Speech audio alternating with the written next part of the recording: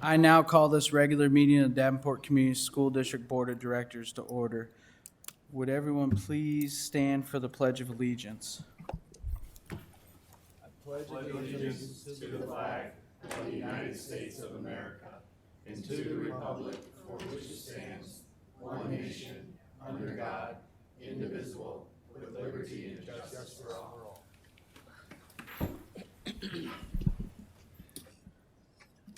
Thank you. Director Beck, would you please read the board priorities? Yes. The Davenport School Board establishes the following priorities to ensure the academic success of all students. Provide leadership and direction to improve the overall learning environment in our classrooms, schools, and district, including the health, safety, security, and happiness of students and staff. Direct and support actions, programs, and activities which reduce the impacts of poverty on our students, their families, and our community. Thank you. Director Hayes, would you please read the mission and vision statements? Yes, I'll be happy to.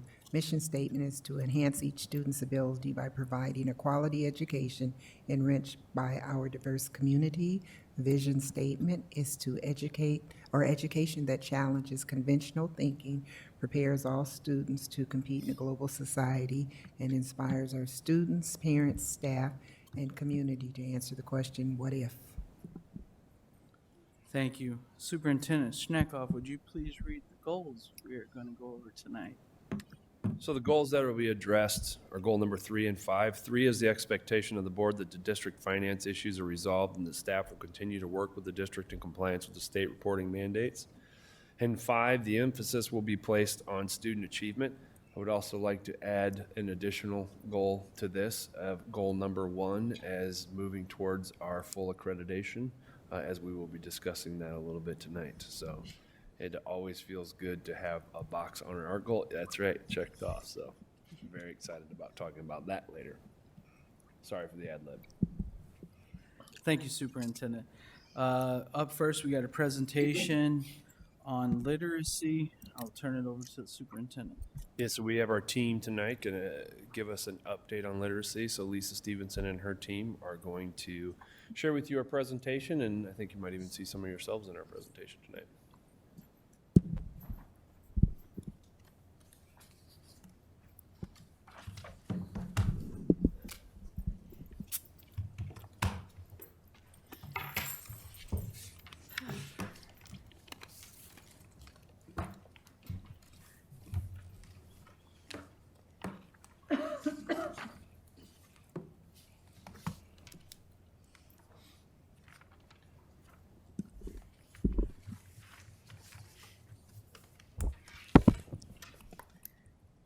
Okay, good evening, everyone. Thanks for having us again. This is our mid-year literacy report.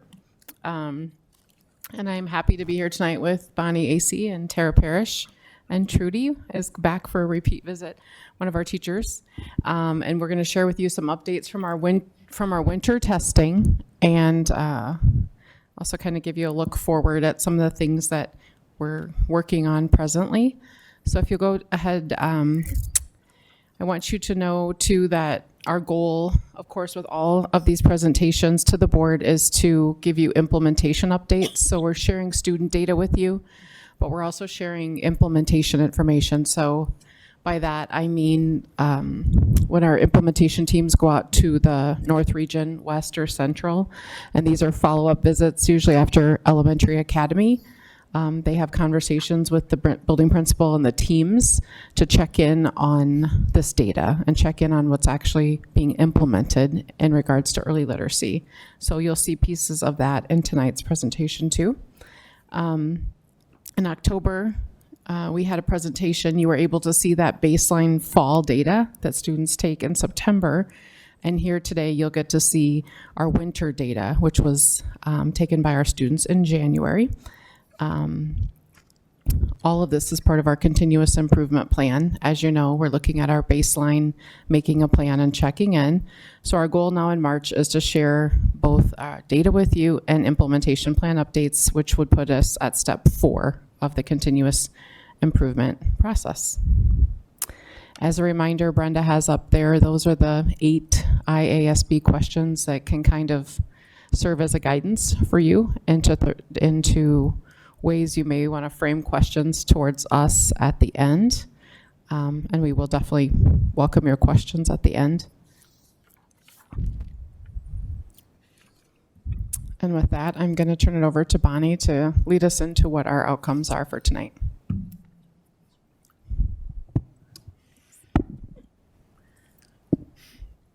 Okay, good evening. So we have two intended outcomes for today. That first one is really to be able to examine our fast winter literacy data to assess impact. And that's step 5 on that continuous improvement process that we've talked about. And then number 2 will be to spend some time with that implementation data that Lisa talked about to show you how we've actualized that in the classroom.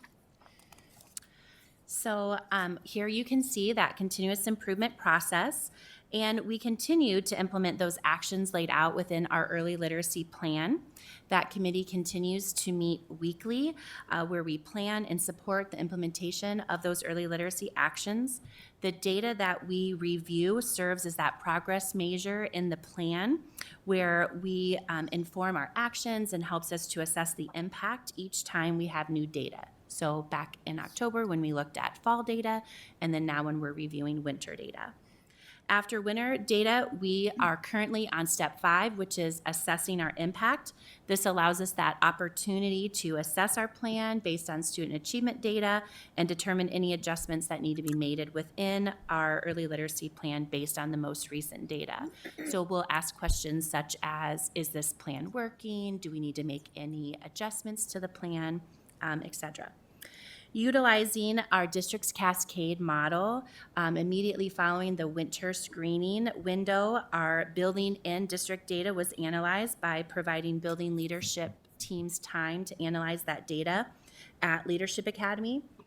Each building took that initial analysis back to their teachers for input and collaboration. And then any adjustments that buildings and teachers recommended are shared with our DSAT and our literacy committee for consideration and planning. So good, if you could stay here, thank you. So we want to think about our desired state within 6 healthy indicators. And so this helps us to monitor the health of our overall MTSS system, or our multi-tiered system of support. And these healthy indicators are also progress monitors within our early literacy plan to help us monitor that plan along the way with how we're doing. So indicator 1 comes from the assessment and data-based decision-making, and it states that 95% of our students are screened. We definitely want to celebrate this goal. We've met this goal both in fall and winter, with 97% of our district students being screened during the assessment windows. Thank you. Healthy indicator 2 is also from assessment and database decision making, and it states that 90% of students below benchmark are being progress monitored. And it is designed really to help us monitor the percentage of students who are not at benchmark and monitored each week between that fall and winter screening test window. So from fall to winter, you can see that we ended with 43% of students below benchmark being progress monitored weekly. As we monitored this goal first semester, we began working with buildings to review this data in the goal. We made adjustments in the requirement that ensured 4th, 5th, and 6th grade students would be monitored weekly instead of every other week.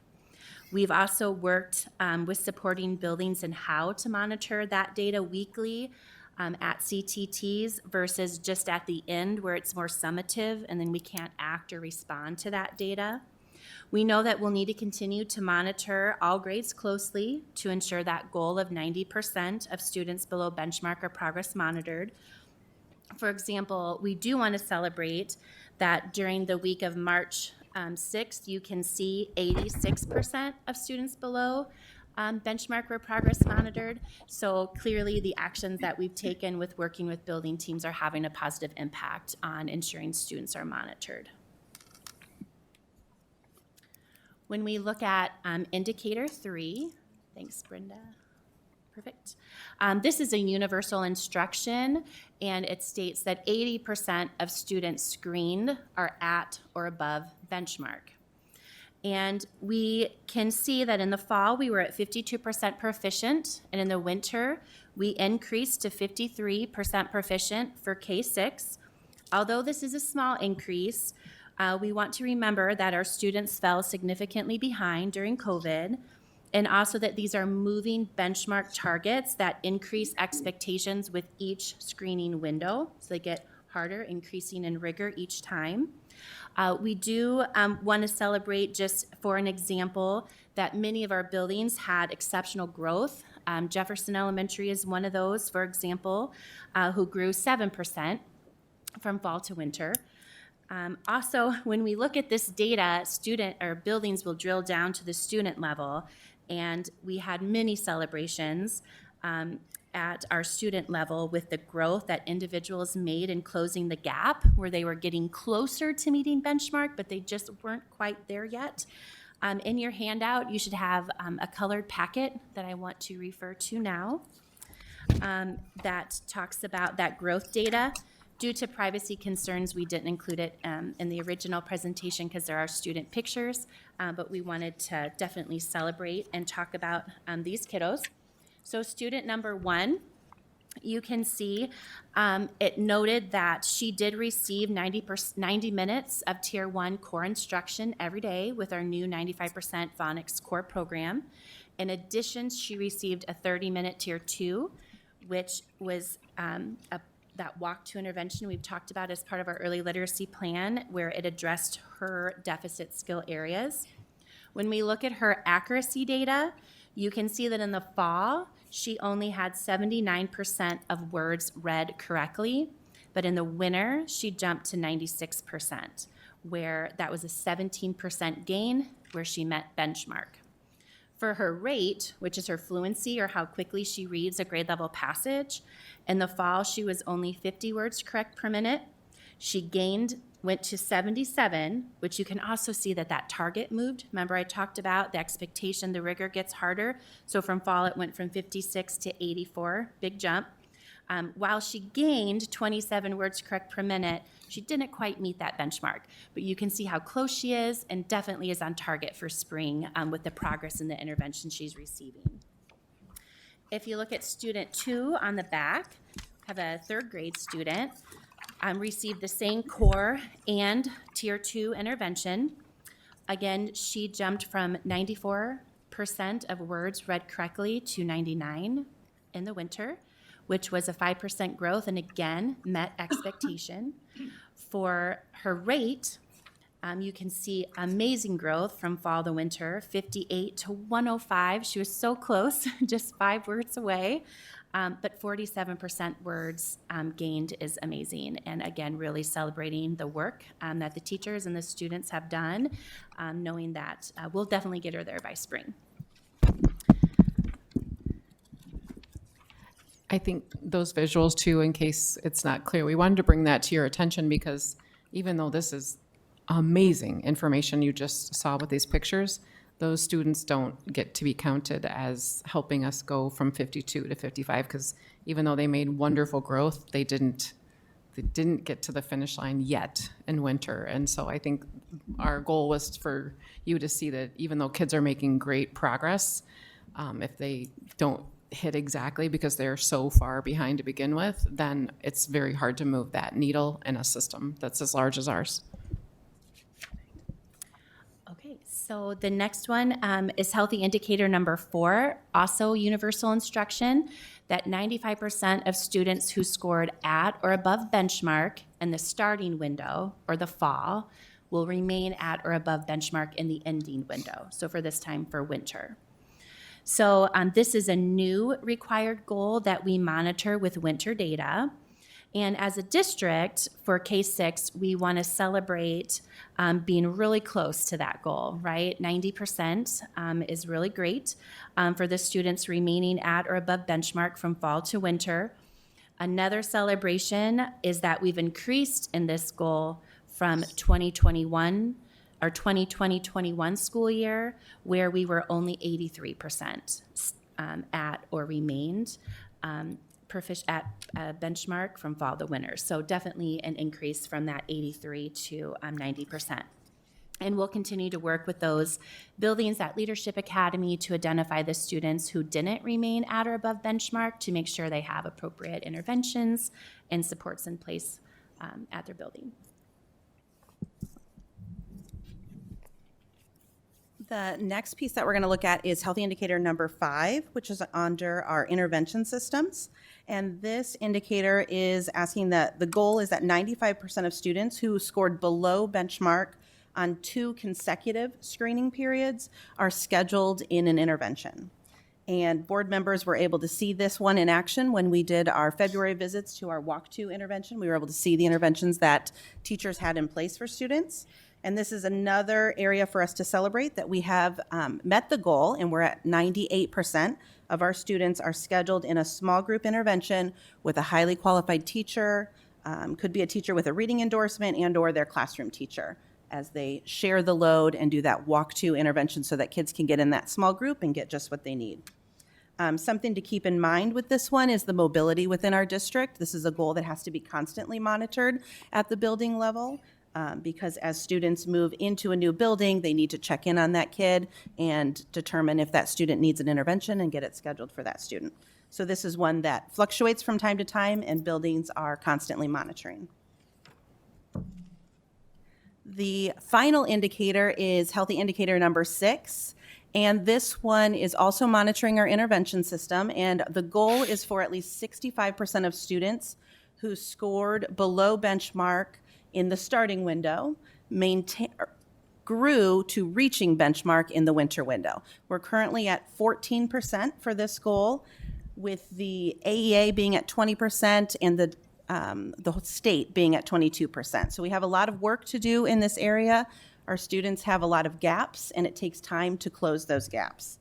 So we're working towards that. We do have at the kindergarten level, we did have 37%, so slightly higher. If we looked at this data at just kindergarten, we did have 37% of kindergarten students in the fall became proficient in the winter, which is an indicator that where we're putting our resources, we're starting to see that success. We have the aligned resources and aligning human capital there, and we're starting to see those gaps close. So we're making positive impacts there. Again, lots of success stories when you look at it at the student level. Talk to any reading interventionist in the district, and they will instantly be able to tell you a student who grew leaps and bounds. Not quite reaching that benchmark yet, but heading in the right direction. Bonnie shared a few. And then there's one other student that we wanted to share that is an indicator that met this particular goal. He's student number 3 in your packet. And he started the year at 86% proficient, or 86% accurate. So, and grew to 98% accurate. So gained 12% there, with the goal for that one being 95%. So met that accuracy goal and is able to read text accurately now and can turn his attention towards rate, which is the next piece that we're looking at, where he went from 42 words correct per minute to 85, with the benchmark being 84. So he met the goal by 1 word there, and we want to be able to continue that progress going forward. So he's still scheduled in those same interventions for Tier 2, still getting that solid core instruction to make sure that we continue that growth so that he can maintain and meet that benchmark in the spring as well. But you can also see that that's a tremendous amount of growth, which makes this a very lofty goal, which is why you can see across the state that it's a challenge to meet that 65%, but we're still putting the resources in place to be able to help kids close that gap and get there.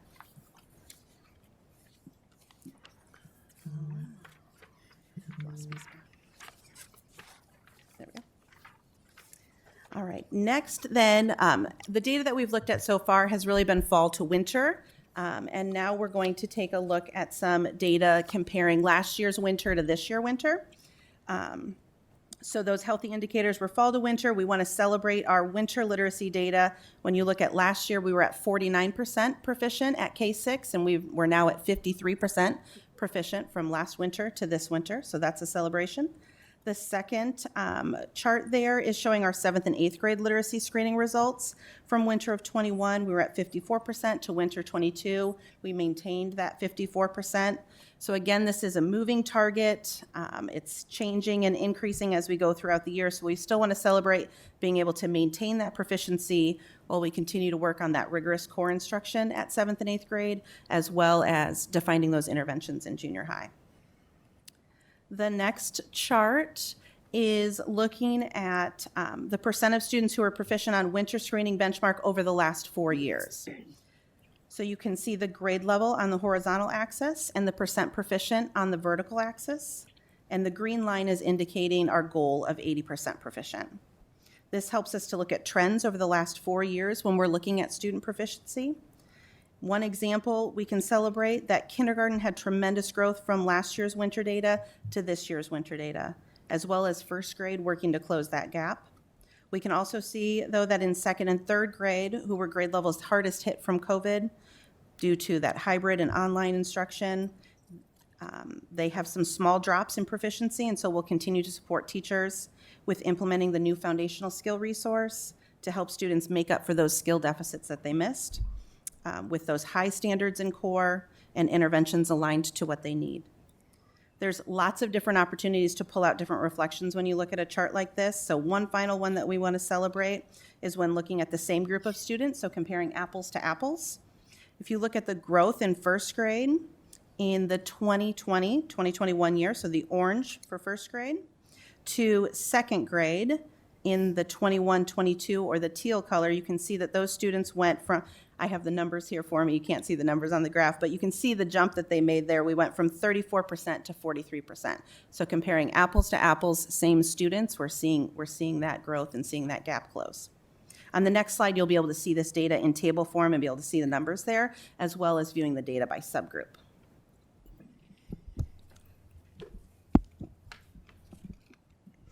Okay. Also, you have a handout that should look like this with 2 sides on it. You've got the primary on one side and the up through 8th grade on the other side that shows you our subgroup data. And we've continued to focus on subgroups in all of our data analysis. As you know, disproportionality was a huge concern in prior years, and it continues to be for us as we do see continued discrepancies in our proficiency across certain subgroups, especially racial and ethnic subgroups, and our students with IEPs. In the past, when we did this in the fall, we did a notice and wonder activity with you with this data. We're not going to do that tonight, but I did want to make sure you had access to this and let you know that we are not only looking at this at the DSAT level and the cabinet level, et cetera, but then buildings are getting this same type of data for their individual buildings and looking at it with their BSATs, taking it down to those grade level teams. When we do that, we look and think about what adjustments can be made for certain students or populations of students so that we can take all that stakeholder feedback and actually operationalize it. And so it had been a while since we did this because we had moved from February to March for the presentation. So I went back into our DSAT, which we did on February 4th, I think it was, just to make sure that this feedback I'm talking to you about is actually what we're taking back to Early Literacy Committee every week and trying to take into consideration, do we have the resources to do this? Do we have the time? What do people need? And so there was a list of about 20 some items that they generated that day, and some that stood out to us as we reviewed for this presentation is the team wanted to know, like, what about our second graders? What are we going to specifically do to dive into second grade? So we're starting to talk about instructional minutes and increased support for our teachers at that level. Kindergarten is off to a great start. What can we take from kindergarten and move forward so that we can continue that momentum? The team asked, how would ESSER dollars help continue to support learning loss in ways we haven't thought about? Should we have kids loop? Should we have multi-age classrooms?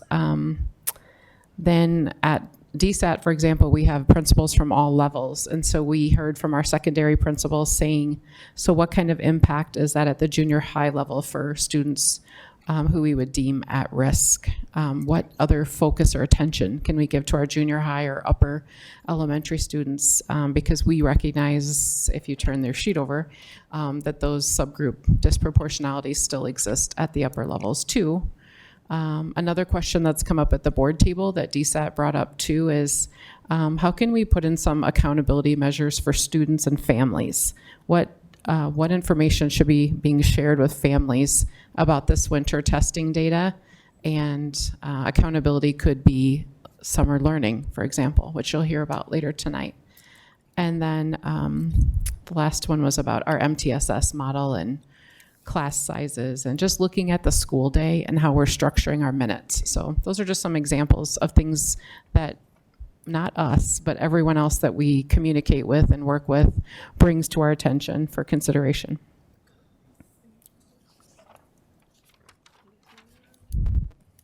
Next slide, thank you.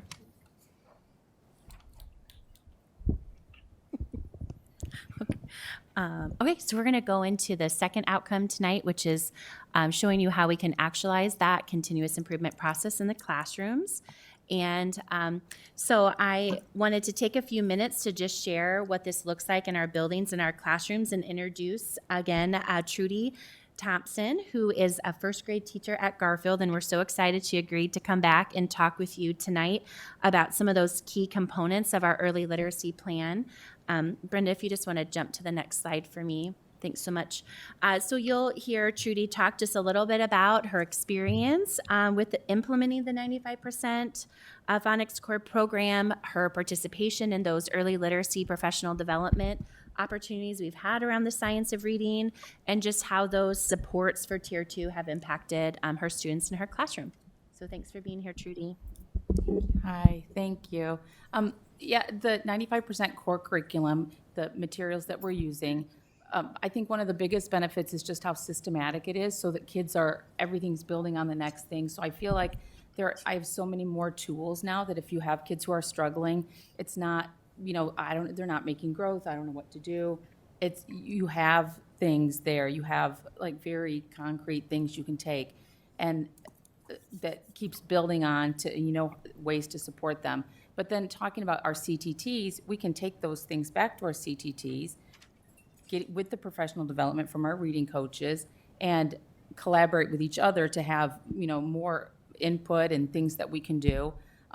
We've gotten really good at delving into the data that we get from 95%, things we can see what the kids are doing well, and taking that to our Tier 2. So our Tier 2, like for example, my group is working on sight words and fluency, but I'm using things I've learned in the PD, things I'm learning from the 95% curriculum, and implementing that in my Tier 2, so it's all tying together, which is great for the kids.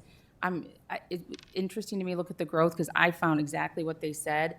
Maybe the numbers aren't showing as big of growth as we would like, but those stories are there where the kids really are growing. I hope that we stick with this long term. I think we will. I hope we will. Because I think as the kids come, I'm excited being first grade that next year to get those kids who have had this from the beginning. And we can jump in faster and get going. I'm learning a lot of the different types of speech, the different syllable types. There's so much to learn, and the kids, it's amazing what they've learned. It's amazing what they know already. But as we keep going, and I think we'll start to really see the impacts when you have these kids that have had the same curriculum, the same structured literacy, kindergarten, first grade, second grade, and then carry through.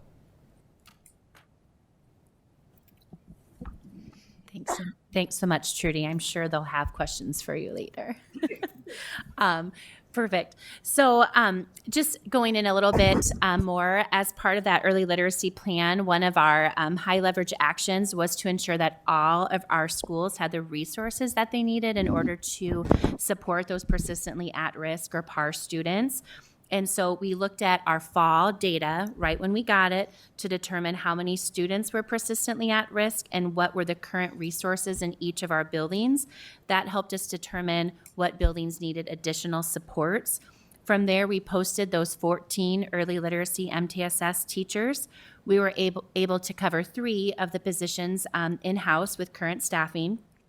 In collaboration with HR and the early literacy team, we were able to recruit and hire 7 new early literacy MTSS teachers mid-year, which is an awesome task. These new teachers provided interventions in small group instruction to our students in need of that early literacy instruction. On January 18th, here you can see that they got a full day of onboard training so they could hit the ground running back in their buildings. And then again on January 25th, they also received that 95% phonics lesson library training so they could work with our PAR students. After winter benchmark, we again looked at that data to update those building supports based on need, and we will once again do that in the spring. So that again, we are hoping to give those supports where they're most needed. And our last slide, I know that Trudy talked a little bit about the components of our early literacy plan and what those components look like in the classroom. We were fortunate, again, to be able to host some board member visits to our buildings where they saw Tier 2 walk-to intervention as well as some Tier 3 interventions. And again, by aligning all of those resources, that human capital, when we're talking about classroom teachers, innovators, reading coaches, teacher librarians, tag teachers, new early literacy supports, ELs, paras, and more, all of that human capital to that walk-to intervention, we're really able to provide that small group intensive support in extension and enrichment so every one of our students get what they need. So we just really want to thank you for your time and commitment again for joining us and seeing that in action.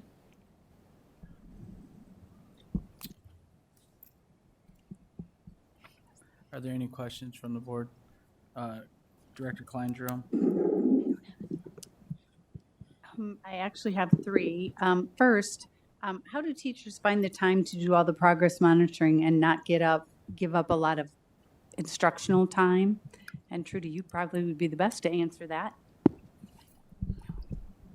Yeah, we do walk-to intervention 4 days a week, and we use that 5th day to progress monitor. That's the way we do it at our school. And the progress monitoring are 1 minute timed, so it doesn't, you get pretty good at getting them through pretty quickly, but we do it on Wednesdays. My next question is, what did we do differently in 1920 than we have done the other years? And I understand the COVID year in there, but pretty much across the board, our reading scores are much higher from 1819, then they went up in 1920, and then they've gone down. So what were we doing differently in that particular year, if anybody happens to know? I don't know that I have 100% of all the things that we did because there's so much that goes into it, but I do recall having a renewed focus with 95% at that time. We brought the consultants back in to do classroom visits, and we visited each building to ensure that we were using the tools that we had with them at the time with fidelity. And we worked on Lexia at the same time. Those were 2 pieces that were resources that we already had in the buildings, and we just wanted to focus on let's do what we have with fidelity as best we can. And we're using Lexia now too, or no? We are. Okay. And my third is I've heard, and not in this presentation, but I've heard letters being thrown out and about. Wasn't letters used a long time ago when we took a lot of teachers out of classrooms and trained them in it? And are we just going back to it? This is a pattern in Davenport. We did it, we dropped it, now we're back at it. Where's letters going to fit into this? How are we going to get the training without pulling them out of the classroom? I wasn't here for the last iteration of it, but, and I forgot to tell you, TJ, that was really impressive that you were able to say the LETRS, what it stands for, because it doesn't even pop right to the top of my mind. But one thing that's different, you're right, Karen, is that the previous letters training, which was pretty widespread, not just in Davenport, but hit the Quad Cities pretty hard 6-7 years ago, lacked, to my understanding, the coaching follow-up on top of it. And so what I've understood with this new it'll be a refresher of sorts for ones that have had it, and then new information for ones that haven't, is that we are going to go slow to go fast. So there are multiple modules, but instead of trying to take every minute of professional learning next year, we're going to split it over 2 years intentionally. And then in between each of the module trainings, there's coaching conversations that happen between that. So it's giving teachers time to learn something, go apply it, and then someone comes and supports your team, either at grade level or comes, observes, or models in your classroom. So those are the highlights, I'd say, of how it's different, or how we plan for it to be different. So And- not pulling them out of the classroom. No, we'll be using all non-instructional time to do that. And the other big piece is that we are training all of our building principals prior to this. So we'll be training them this summer, because they are the instructional leaders in that building. And then when they go into classrooms, they'll also have a good understanding of what they should be seeing and should not be seeing. Thank you. There's Real, also real quick, Oh. can you let everyone know what the letters acronym stands for? Because a lot of people are like, what is letters? I'll defer to TJ right now on that one. Just- I believe it's the language essentials of teachers of reading and spelling. Okay, thank you. Thank you.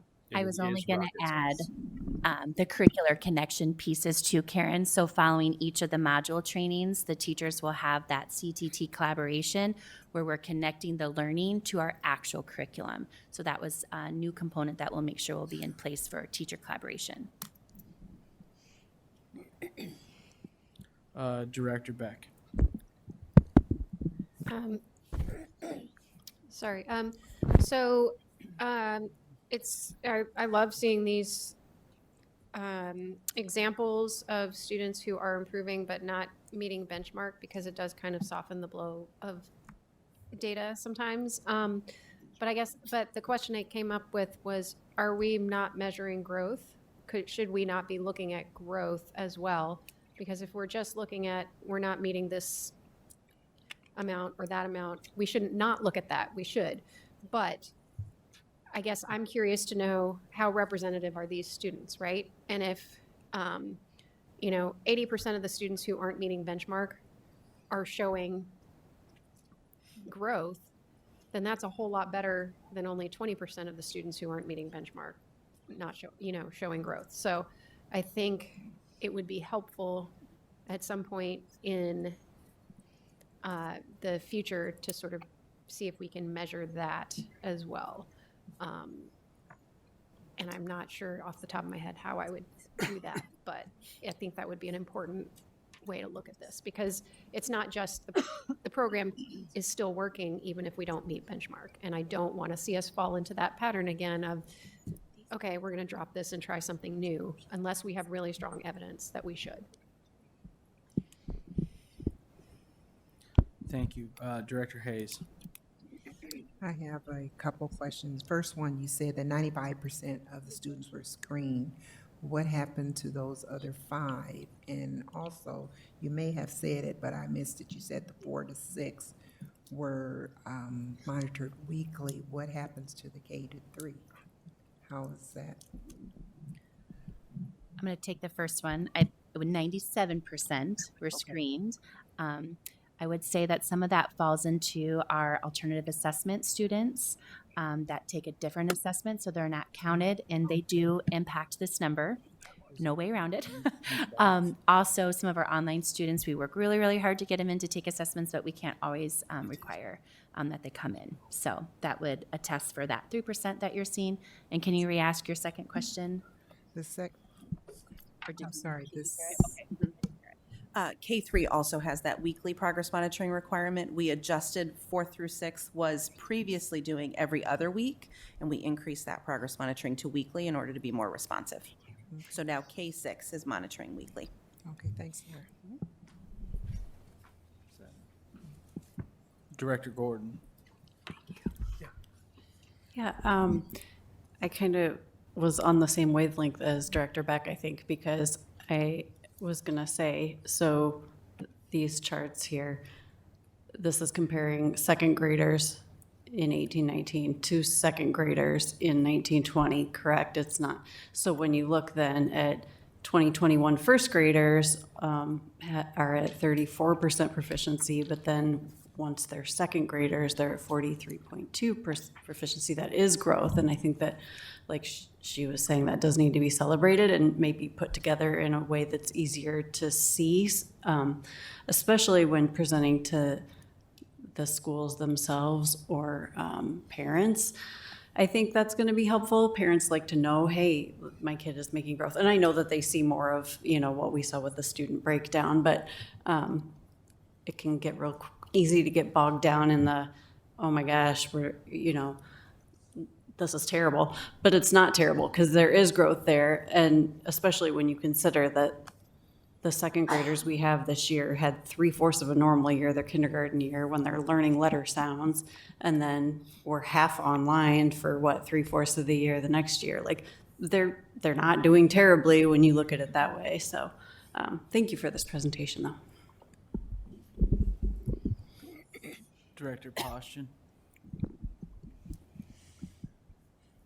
For those students that aren't at benchmark, is there any way of pulling figures and see what their attendance is?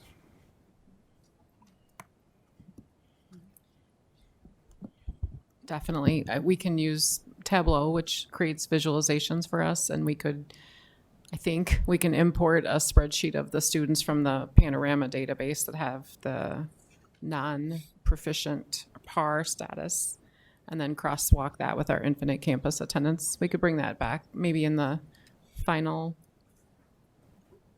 spring reporting. Is that what you're interested in? Yeah, I think that would be interesting to take a look at. And I still feel with early literacy, a huge part of our problem is attendance in the classroom.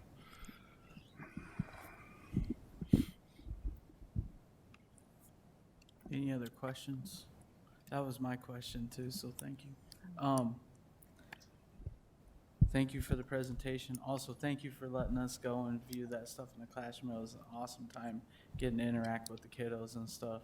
And I know Director Klein-Jerome really liked getting back to her teacher roots, getting in there with the kids. So thank you very, very much.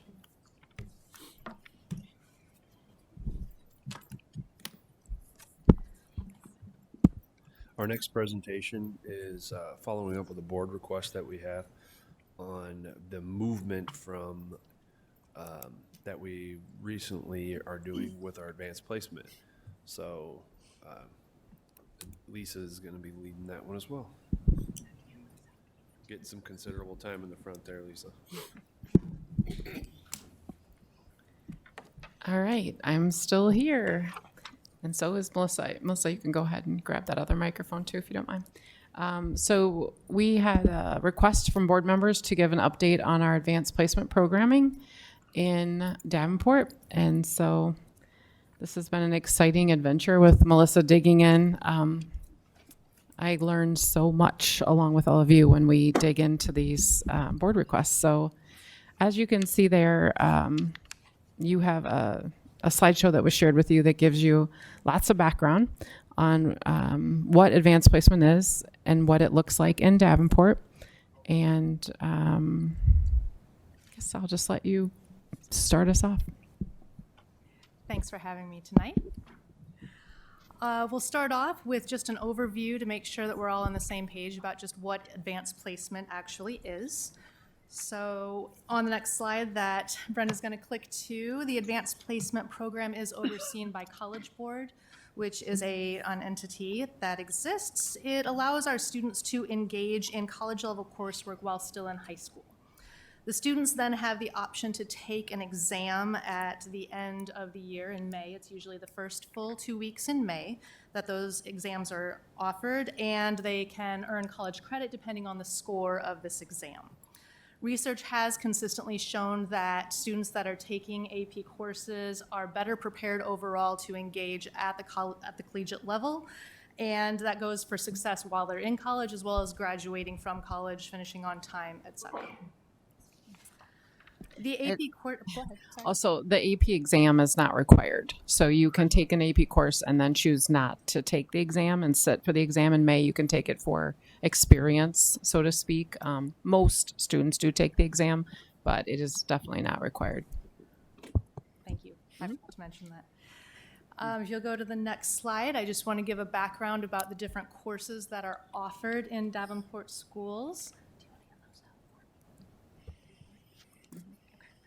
And the first handout that you'll be getting is going to be handouts of these next 3 slides so that you can kind of look at them very carefully.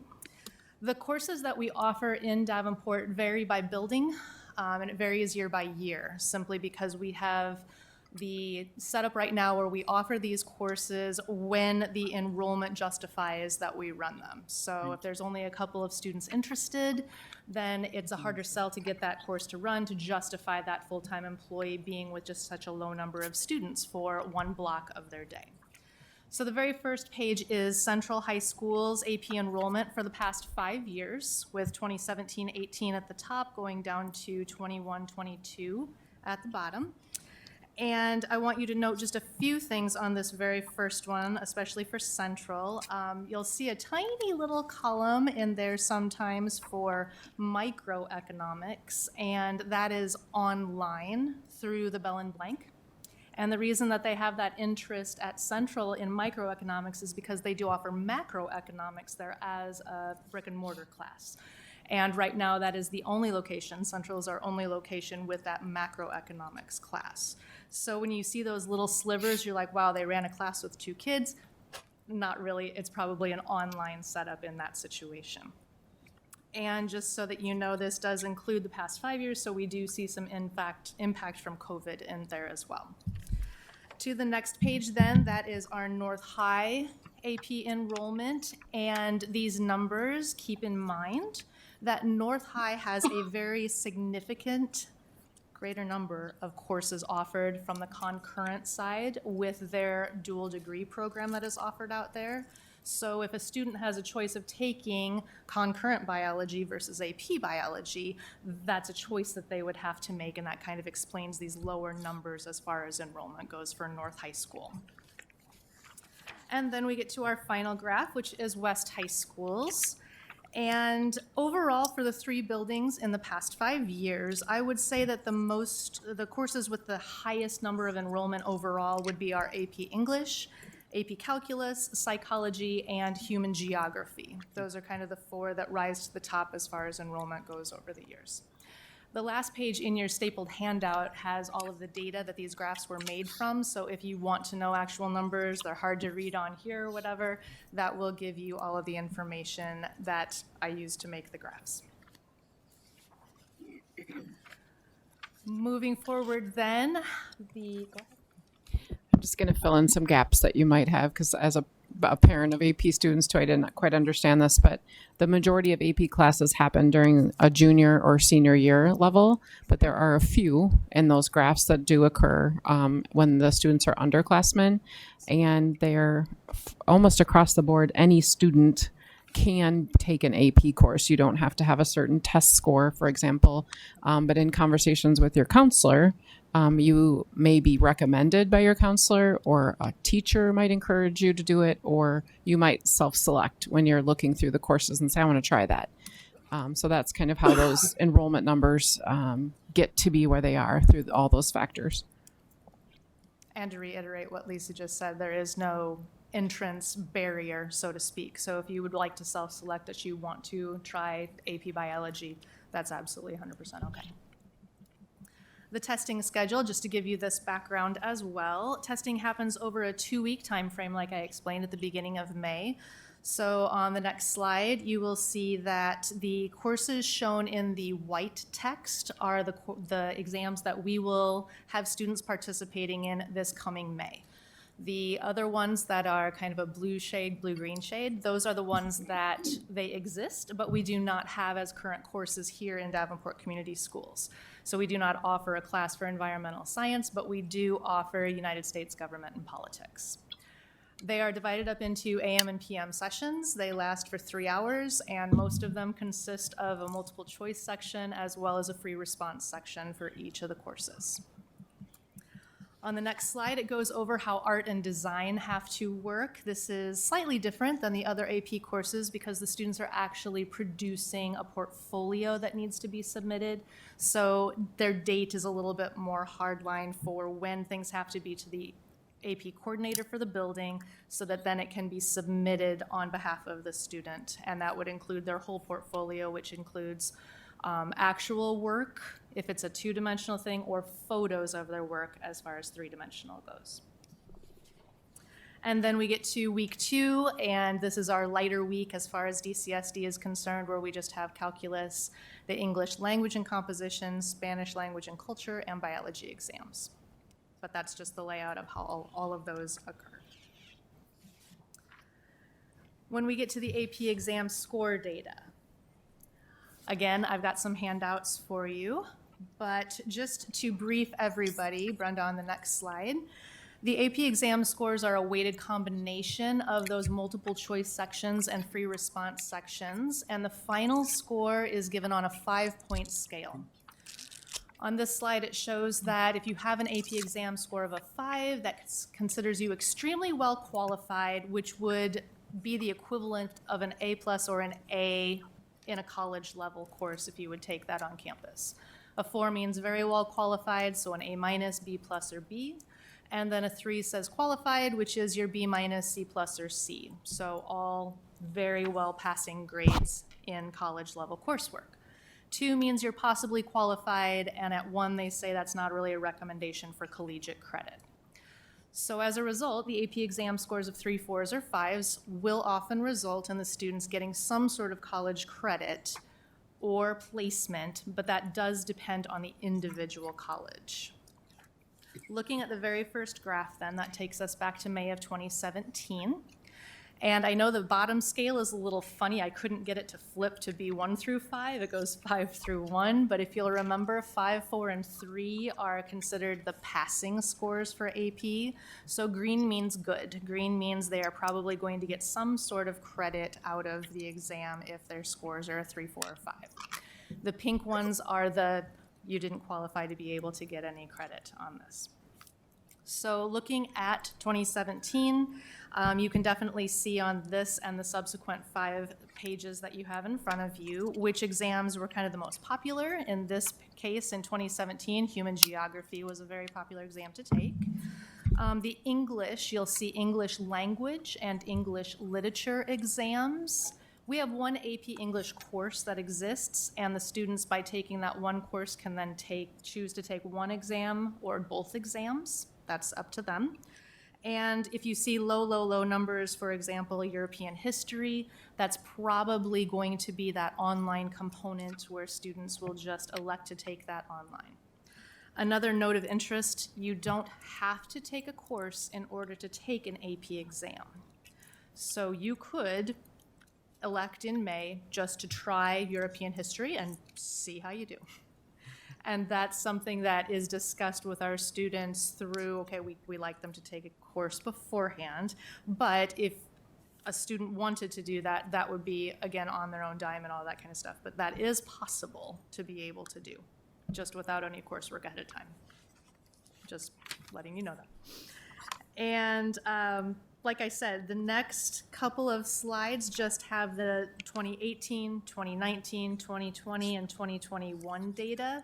I thought I'd just be quiet for a couple minutes and let you engage with those and see if you wanted to jot down any questions that we can then follow up with after the presentation.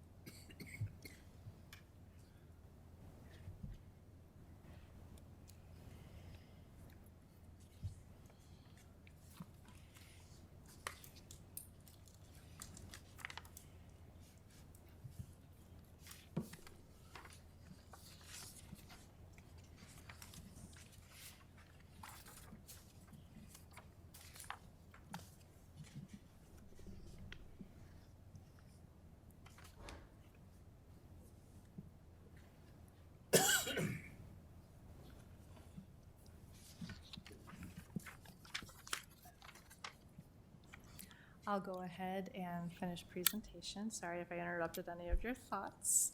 But we'll go ahead and get to more of the request from the board, which was about the AP course changes that we're currently making. Just wanted you to have that as background, and then we can talk about kind of what's going forward. So first, to discuss kind of how this evolved, we had a course guide meeting back in September, and at that course guide meeting, the high school building schedulers and principals just started the discussion about what if we would change AP courses from 3 terms back to 2 terms. It allows students to have more opportunities if the courses are at 2 terms. And the 3-term courses are really difficult to schedule for both staff and students within the confines of the schedule, the way it sits with block. So we started by surveying all of the area schools and the UEN schools to see if anybody else had taught AP on 3 terms for a block schedule. And we found that no other district that we reached out to and got back to us actually does AP this way. When we looked back at the historical AP data, we did see that even prior to instituting the block schedule, so back when we were on traditional schedule, the scores for AP back then and when we moved into block and gave it 3 terms, there was no significant increase in those scores justifying necessarily that we had 3 terms that we were going to be able to see subsequent growth. So with all of that in mind, the decision was made to then move forward with all AP classes are now going to be 2 terms long. Next slide, please, Brenda. We looked at AP course guidance from AP Central.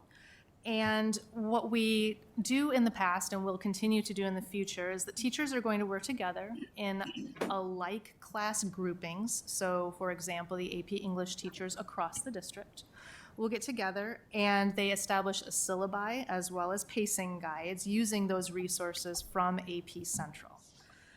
There's no syllabus or absolute dictate what comes from AP as to here's how you need to teach it and here's the amount of time you need to teach it in.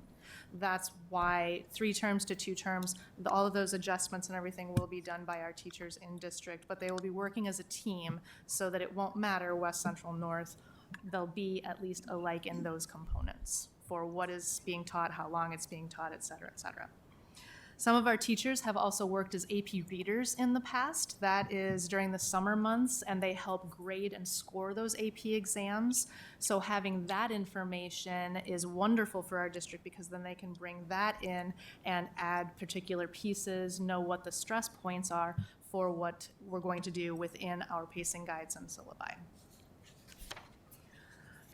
As proactive steps, we have adjusted those 2 terms in all AP classes to 2 terms in Infinite Campus as well as in the high school course guide.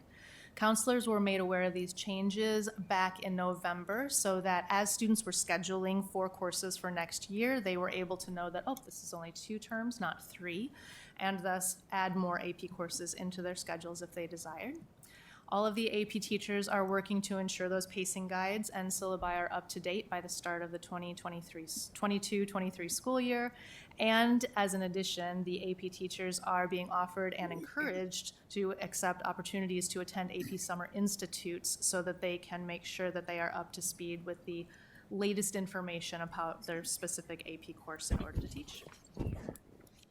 The next slide has a recommendation from the AP teachers. We got feedback from them, and we've created this recommended schedule for when the AP courses would be run throughout the year. This is our starting point. This is by no means the final product, but this is where we landed on with that feedback from the teachers. And then finally, making it all work.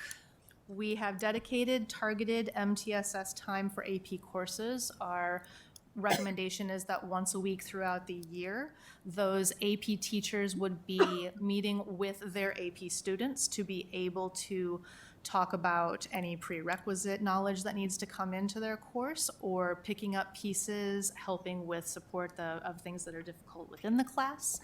And it's going to require a little bit of a master schedule work so that students that are in multiple AP classes are not having to choose which AP MTSS period they would go to, but rather we would work for them on that front. The analogy for that is sort of like ACT prep. So have some students take part in a prep experience to get ready for the ACT exam. What AP does, or College Board, is they offer study resources and old copies of exams, test prompts, etc. And so what the AP teachers have done, and will hopefully with our guidance continue to do in a systemic way, is map out over the course of the year during quarter 1, 2, 3, and 4 what the kids need to do in AP biology so that they're as ready as they can be. And then students, all of our high schools have that intervention time during the day, which is around 25 minutes. And so this would be part of that time that they could engage with their AP biology teacher on Tuesday this week, and maybe their AP English teacher on Thursday. So that's what Melissa's referring to, is the coordination of that is going to be new for us, and I'm sure there'll be bumps along the way, but it's the beauty of the MTSS that we continue to talk about, is based on those graphs that you saw, some of our kids are hitting it out of the park on AP exams. They're getting 4s and 5s, and maybe that wouldn't be something they would need to do. But for some of our kids that are, just missing it with a 3, like maybe that weekly or biweekly check-in with their teacher would get them to the level that they need to be. Continuing on then, our summer 22 will see work by all AP teachers to adjust those pacing guides and syllabi to get down to the 2 terms, and then resubmit those syllabi to AP audit. What that does is it gives us the ability to put AP on the transcript, to have those teachers and syllabi approved by AP audit. The AP Summer Institute training will be available for any teacher, and they can attend as often as they like. So if they attend this summer, they absolutely can attend next summer. We fund that through our district office, and future work would include to look at those 9th and 10th grade honors courses and the feeder courses to those APs, to really make sure that if there's a component that maybe could be moved down to that lower level, that we would do that, thus eliminating that huge burden of needing to do all the things in AP. And with that, I am happy to either answer any questions that I can, or to take down and get back to you with others.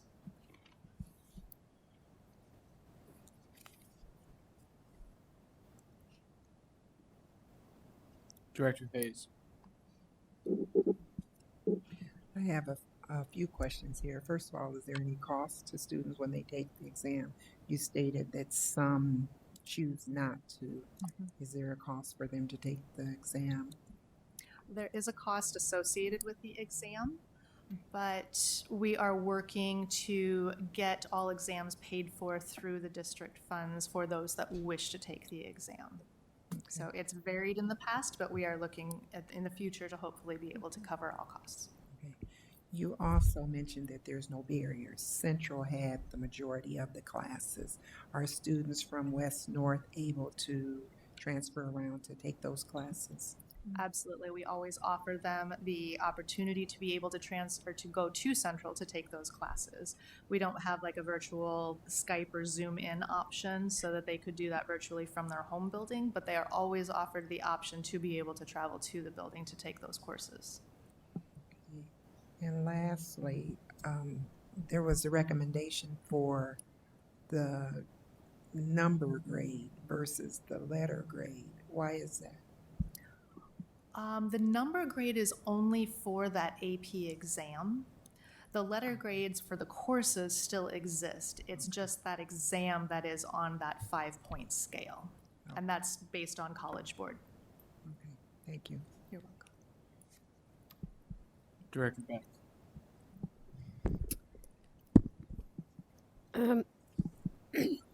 So if I understand this correctly, currently, if somebody takes, say, AP biology, they'll take it like fall, winter, and the first 3 quarters of the year.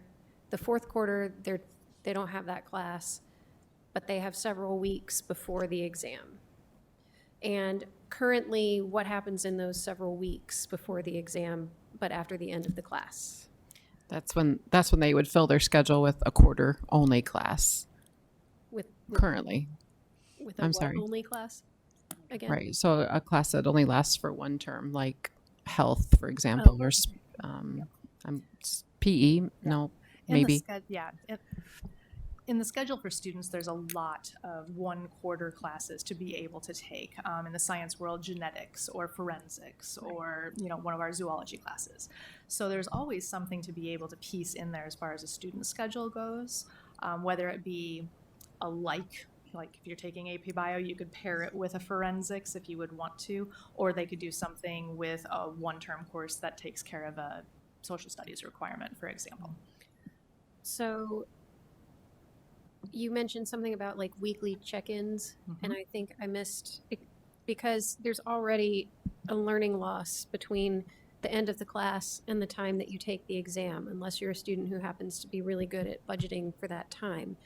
So what if I'm moving to 2 terms now and I take biology in the first 2 quarters and then I've got a whole lot more time before the exam? How am I going to still be able to pass the exam, I guess? That's where we see that MTSS or intervention time really playing a big role. So you would meet with your students, say on Tuesday throughout the whole year, and during those Tuesdays during quarters 1 and 2, when your class is running, it might be help on the material that's being presented in the class at that time. And then during quarters 3 and 4, they would be repeating, they would be practicing tests. They would be saying, okay, for this 25 minutes, let's try these 5 multiple choice questions and then discuss what the answers actually would be. And there'd be more test prep. It would be an opportunity to go deeper on some of the topics, to brush off the things that you taught the first week of the class. And it might also be time to be able to say, okay, for those of you who are serious about taking this test, then this is another component that we dabbled in over here, but we can now touch on and go deeper with over here. Okay. And then after the exam, what happens with that time period of the day? Because there's usually like 2 more weeks of school after the exam's over. So then what are the students doing? That's a great question. That's a universal thing that happens across all high schools. Generally, the syllabus is filled post second week of May till Memorial Day or whenever graduation is, with enrichment type of topics related to AP biology that would not have been necessary to know prior to taking the exam. Okay. I have one other question. Sorry. So along with Director Hayes, you mentioned that there's not an entrance barrier, and I understand that physical buildings are not, but I think there's a fair amount of research that shows that there are unintentional barriers set up for students to enroll in AP courses. They're not guided in that direction, particularly students of color. So what are we doing is this part of a plan to fix that? Because students need to be prepared for whatever their future is, and if it's college, these are a good way to prepare for that. And if you're not at North, you may not have the opportunity to do associate's level courses. So how are we dealing with getting people to feed students into those courses? Right. So that started way back in the fall when we were looking at the course guide and schedule of courses and making sure that where it says prerequisites, that there weren't things that we as a system were putting in place that would discourage students who are maybe have been underserved in the past from enrolling. But I wouldn't say that's something that we're perfect at yet, but we see the disproportionality in enrollment in AP, and that begins with honors, and that begins in junior high when they maybe feel like they're scholars or not. And so we're definitely digging into that and open to ideas and work to make sure that all of our students are taking rigorous courses and not and they're seeing themselves represented in that classroom. So when I walk by, I see kids that look like me and that I hang out with and know, and I'll feel comfortable in there too. Director Klein-Jerome. Why would students take AP classes at North High when they can take a dual enrollment class? Can they take like one dual enrollment class, or do they have to take the whole program? It's on a class by class basis. So you could opt to, if you're in the dual degree program, you're going to take mostly concurrent courses so that you can complete both of those. However, you could absolutely take a single dual dual enrollment class at North. So your question is right on the money. Why would you take AP Biology if you could take, Comp 1 or you know, Comp 2. Comp 1 or Comp 2 instead of AP English? That's the $20 million question. It's up to the student. Sometimes it's the teacher that's teaching the course and they align better with one or the other. Oftentimes, though, the AP teacher is the concurrent teacher as well. So it might fit better into their schedule. Oh, I can't take this because I have to take this other course during that block, but I can take AP Biology. So I think it comes down to just the building schedule in general about how kids land in which classes there. I would also like to know the number of minority students that are enrolled in the AP classes. And I also have a huge concern about if I took calculus terms A and B, which I never would, but okay.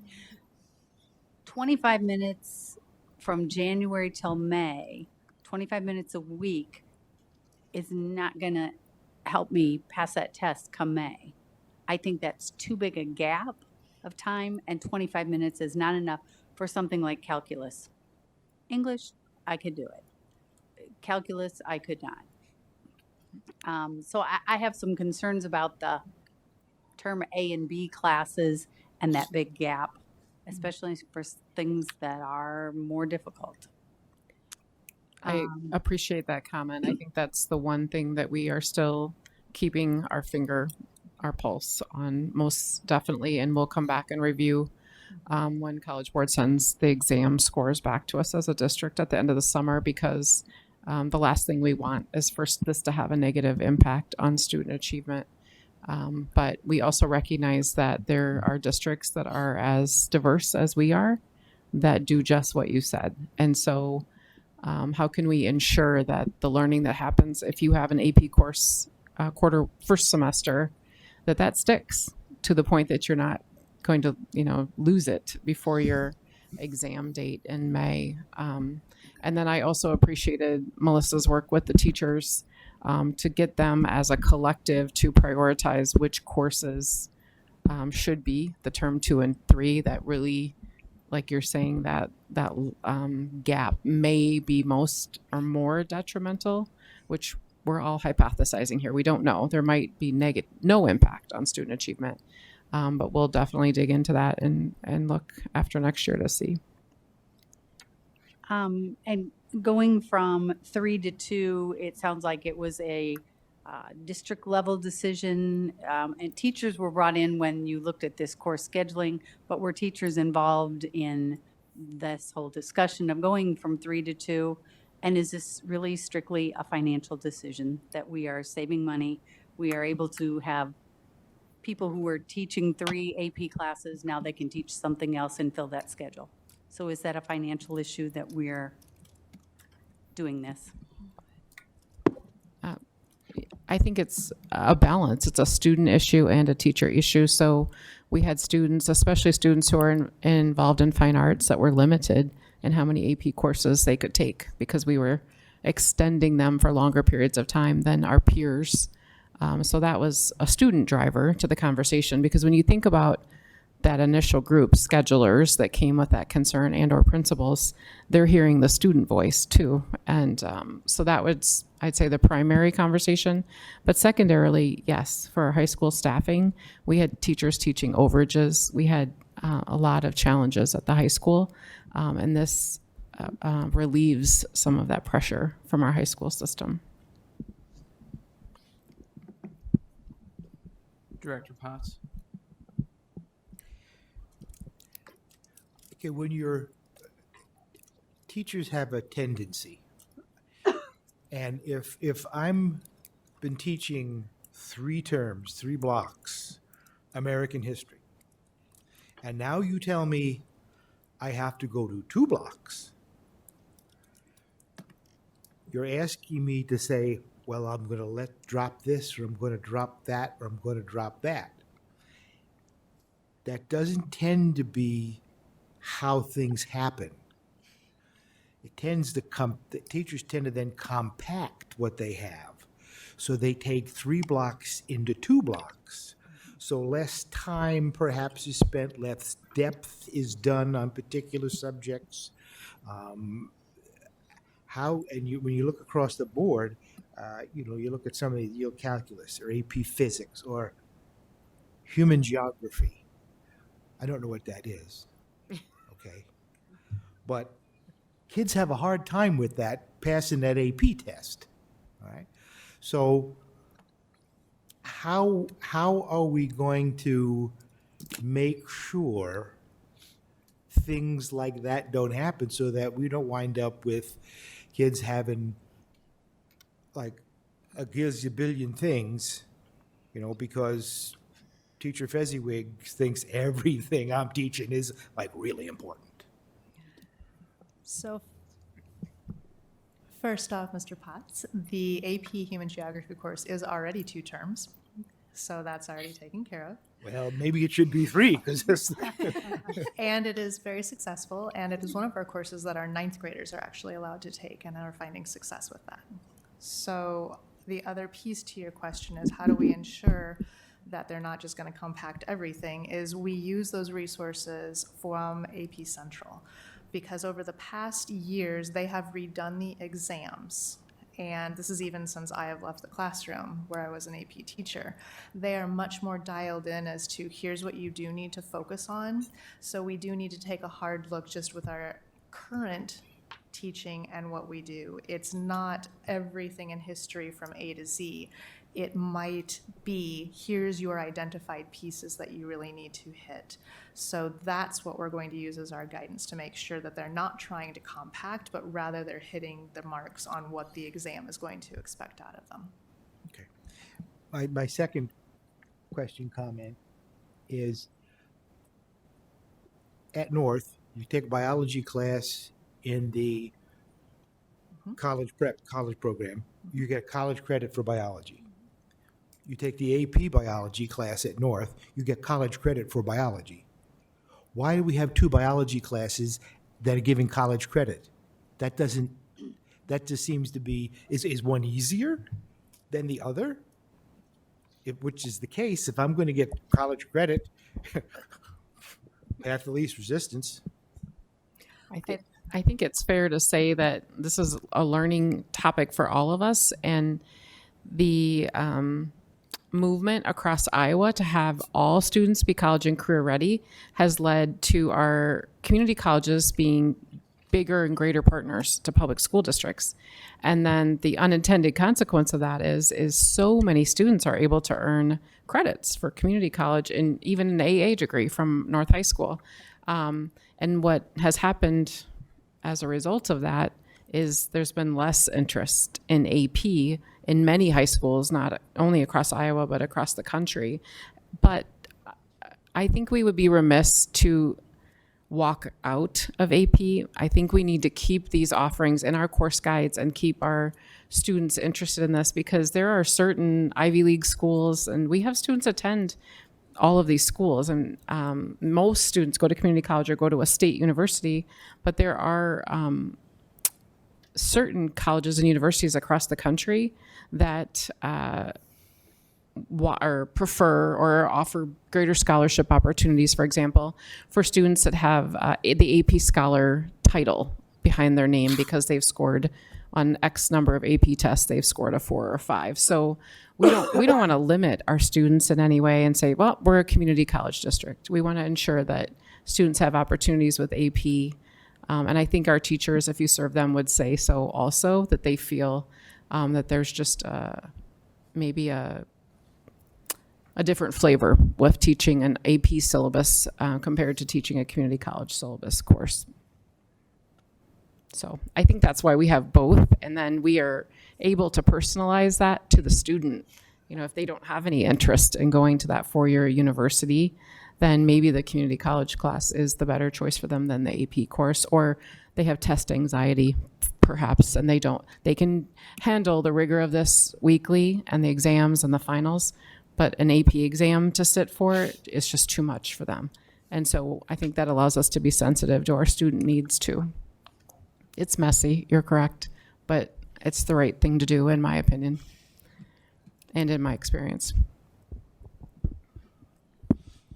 Can I speak to that actually as a community college biology teacher? And having, Like 1 minute, because Yeah. I want to get the other. I was just going to say, Lisa's on the right track there. So the kids who are taking biology credit through the community college, that is not credit that will necessarily transfer into a community college as a biology major. So if you want to major in biology and go on, then that's not like the first semester of college biology in most cases, if that's what you're interested in. But it seems to me if you're going to major in biology, you take AP biology. Exactly. That's what I mean. So I think that's why they're still both in the same place. Director Gordon. I just want to beat the dead horse of the gap again, and using that MTSS time. That's a concern of mine because, correct me if I'm wrong, but during my time in the schools and just from what I've heard from my sons, you use that MTSS time a lot for classes that you're not doing well in or that you need a little extra oomph in. And so if I'm an AP student in biology, since we're on that, but I'm a terrible writer and I've passed my biology course and my AP time is done and I've got, 18 weeks until the exam, but in the meantime, I'm getting D's in my English class, I'm not going to be pulled to biology for MTSS, correct? I would be pulled to language arts. I think that's where the time frame comes in and that building schedule around that MTSS time frame comes in. The idea would be that you know that you're going to go to AP Biology on Mondays, but that gives you the rest of the week to be able to go and handle any other classes that you're maybe struggling in or that you need just the extra boost in. So with that schedule almost, then the students will be able to plan better as well. This is when I need to kind of focus on this, and then the rest of the week can go from there. Director Poston.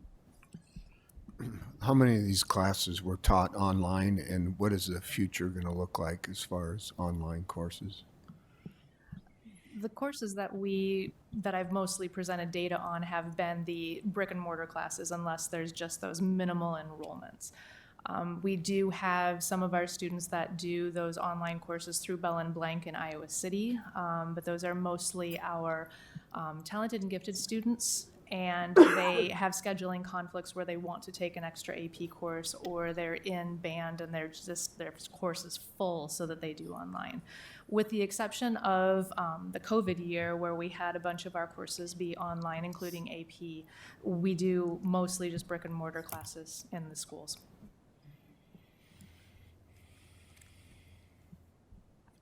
Student board members.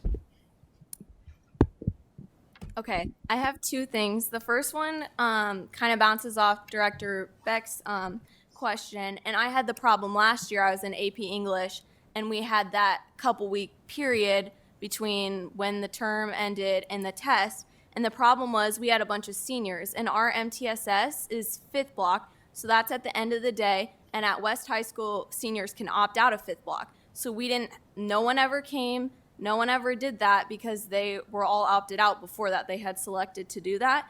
And especially looking at the chart of the AP English, like that's the biggest class to take, but that's the lowest score. So I was just seeing if we're going to do the MTSS, the fifth block, then it might not have to be seniors can opt out because then they're not going to get that extra time at all. And then there's going to be an even bigger gap than what we saw last year. Okay, And then I just had one more thing. I know that some students take AP courses without taking the regular course before. So in AP government right now, some students take regular government before that, or they just go straight to AP government. Well, for example, regular government may take a week to go over the Bill of Rights, but in AP government, we go in depth on each amendment, which takes longer than a week. So we're going to go over search and seizure to a week's extent just on that one amendment. So how would we be able to fit all that in if that's the point of the AP course? And again, I will go back to, we need to kind of look at AP Central and see if the Bill of Rights, for example, would be an emphasis on the test. If it is, then we can say, all right, then that justifies this much time, and that's fine. But then that means that this other component, which is not emphasized on the exam, might have to move to an MTSS time so that you have a couple little blips on it, but not necessarily the hard focus in the course. Thank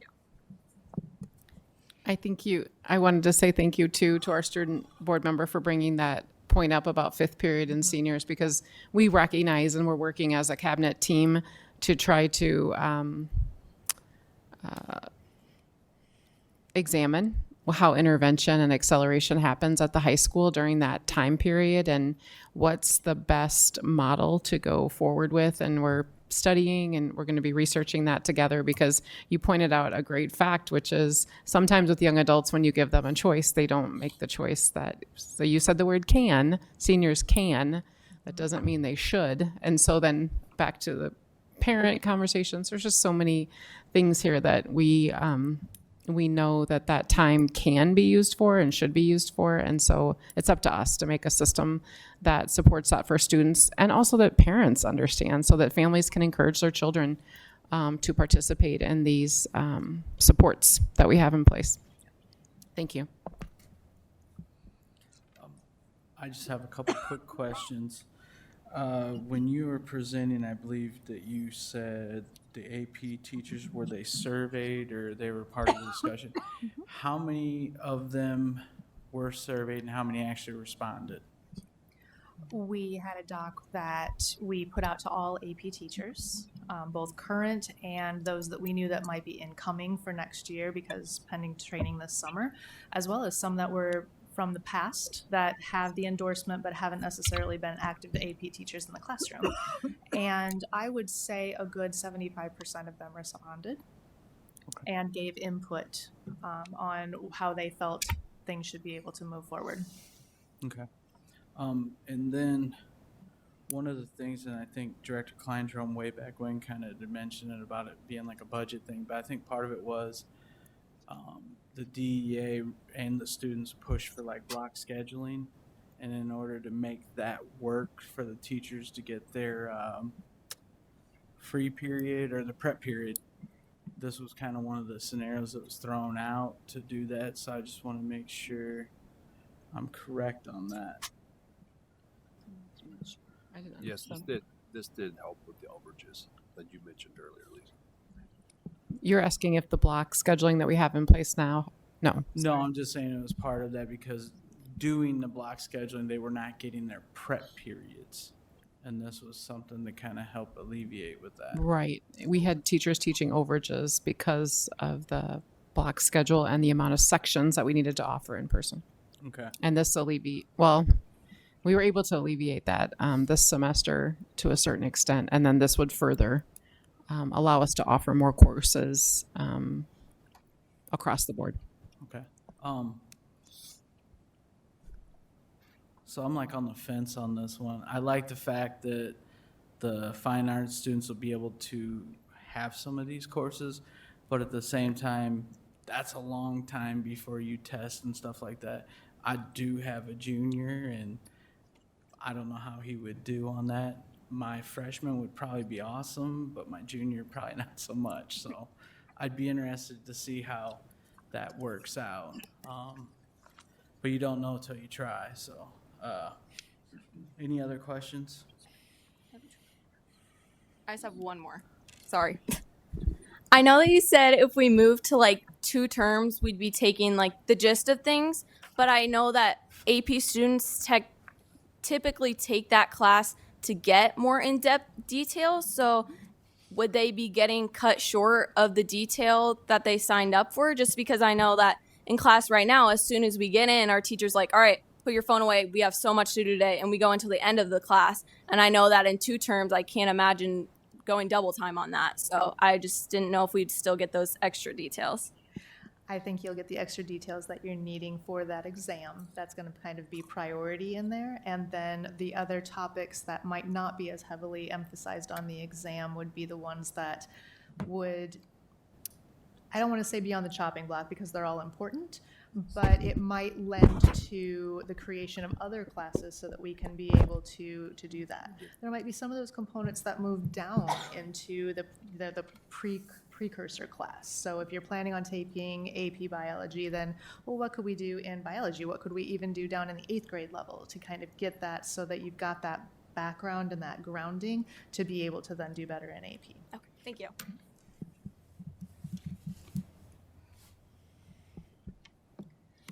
You sure you don't want to chime in, Ms. Mayfield? All right. Any other questions? All right, thank you very much for this presentation. As soon as I get through open forum, because I think there's people sitting here for that. Student board reports. You can go first. Okay, I'll go first. So last Thursday on 3/24, the senior class officers at Central held a dodgeball tournament. We had over 13 teams and probably a dozen students that came to watch. The donations that we received from the dodgeball tournament will be donated to the Friendly House after we go through our process of prom and everything. And then 3 seniors were recently awarded the Brachard scholarship of $12,000. 4 QC students receive this annually. 3 students from Central, or 4 technically, received it. Grace Hopkins, Martha Barnes, and Victor Hernandez. Corbin Hoffmaster won a $500 scholarship along with them, the 3. And then our student Blue Devil leaders recently just kicked off their kindness card boxes last week that we talked about with the Board of Education. And the first week we received 50 cards and were able to hand them out to students.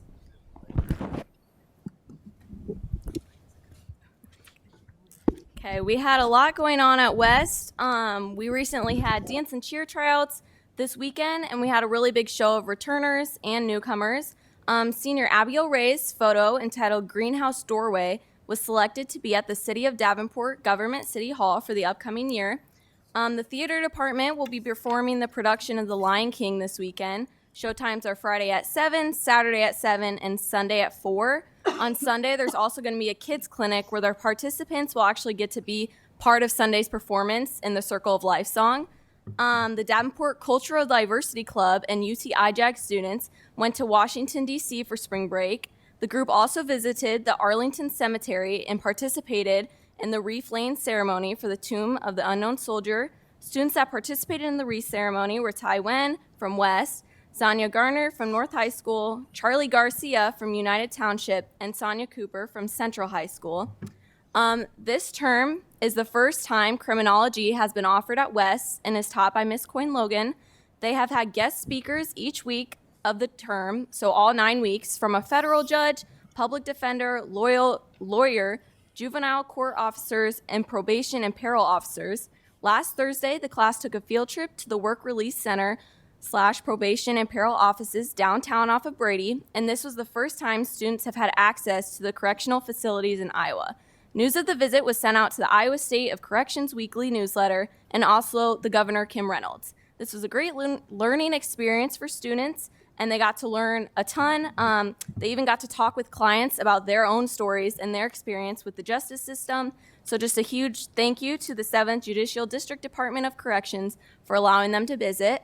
Branching out to the West region a little bit, Bluegrass Elementary was named one of the top 500 schools in the world, successfully achieving the high Lexia reading standards that the literacy group was talking about. The teachers at Hayes started an attendance champion challenge that started this week and will go until May 20th. They worked with their attendance team and created a list of students who need a little bit more support from the building. Every teacher in the building then chose a student, and they became the attendance champion of that student. The goal of the champion is to check in with their student once a day. Students can earn incentives from their champion as the challenge progresses, and students with the most improved attendance will earn prizes. Teachers, as the champions, will also be competing to earn the prizes. They've been doing this for about a week, and the staff and students are really excited about that. Lastly, Wilson Elementary had an all-school writing event on their opinion writings. They do celebrations every month, either around PBIS, reading, or writing. They shared that teaching our students to love reading and writing is critical to their success as DCSD students and their journey to graduation. Thank you, student board members. thank you for repping your regions too. I like that. Get to shout out to the elementaries and all the others too. Board reports. Do we have any board reports? Director Beck? The junior high orchestras had a performance and lesson with an outside expert, former teacher, and we actually got to see for Sudlow.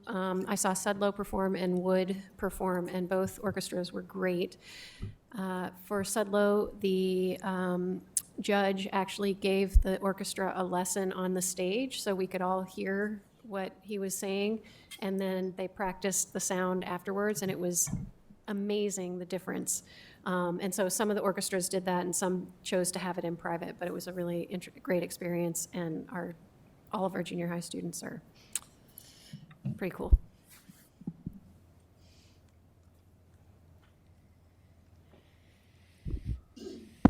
You're bringing your thing up there, Superintendent. All right. Are there any other board reports? All right, just so everyone knows, we're gonna do open forum, and then we're gonna take a break because they gotta reboot the system so we can get set up for the other stuff.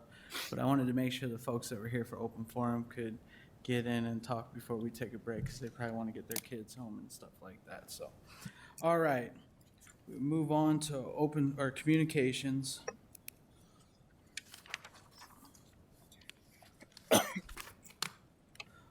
Open forum is a time for members of the community to give input at a board meeting regarding school district issues or concerns.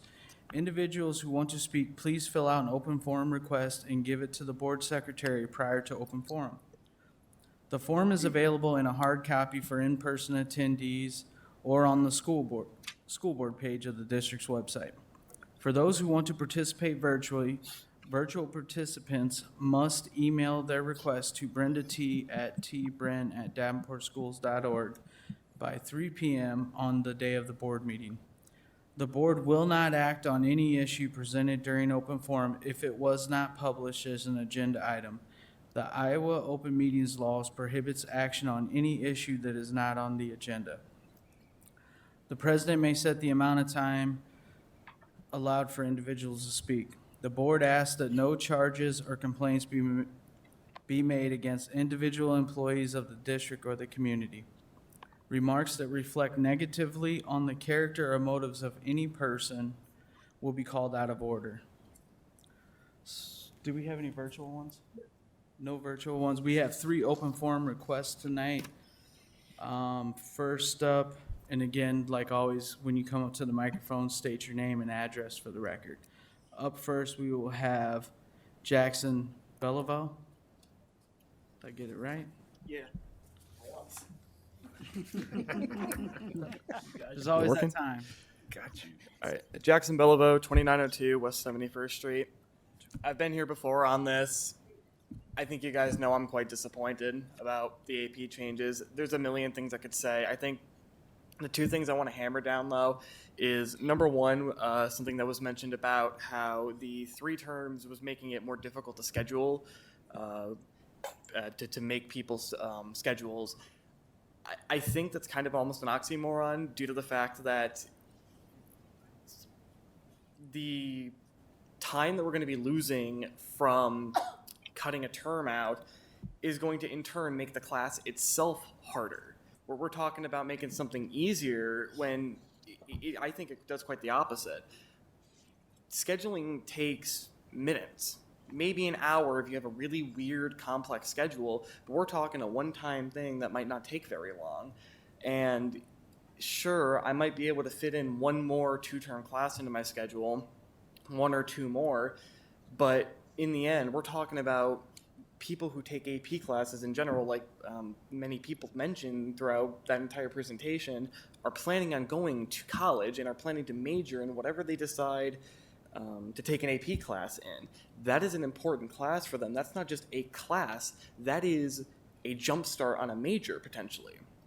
So I think making it slightly easier to schedule yourself is not worth, even if it's minute, the information you could be getting, enrichment, whatever it may be, that could be very helpful to your major.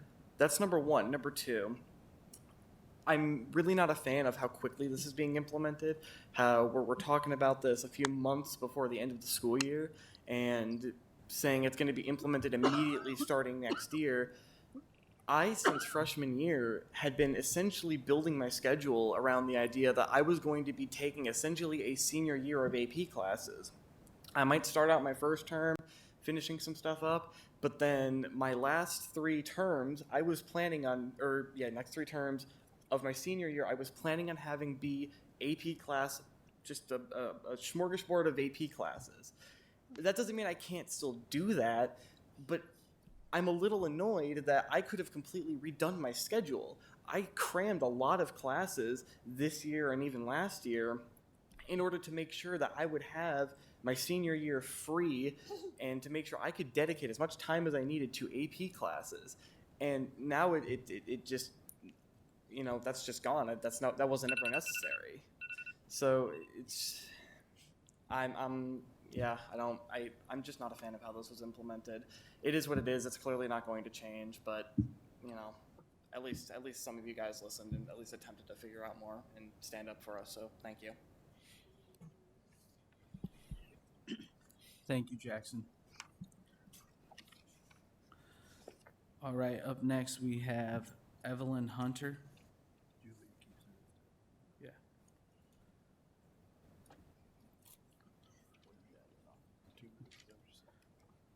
I don't know if I stated this 2 minutes for open forum.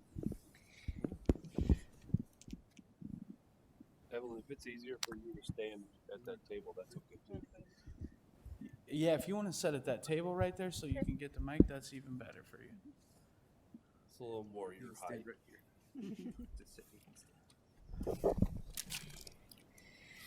Hi, my name is Evelyn. My address, Evelyn K. Hunter. My address is 725 Farnham Street. I am a second grader at Madison Elementary School. Ever since kindergarten, I have been bullied and picked on.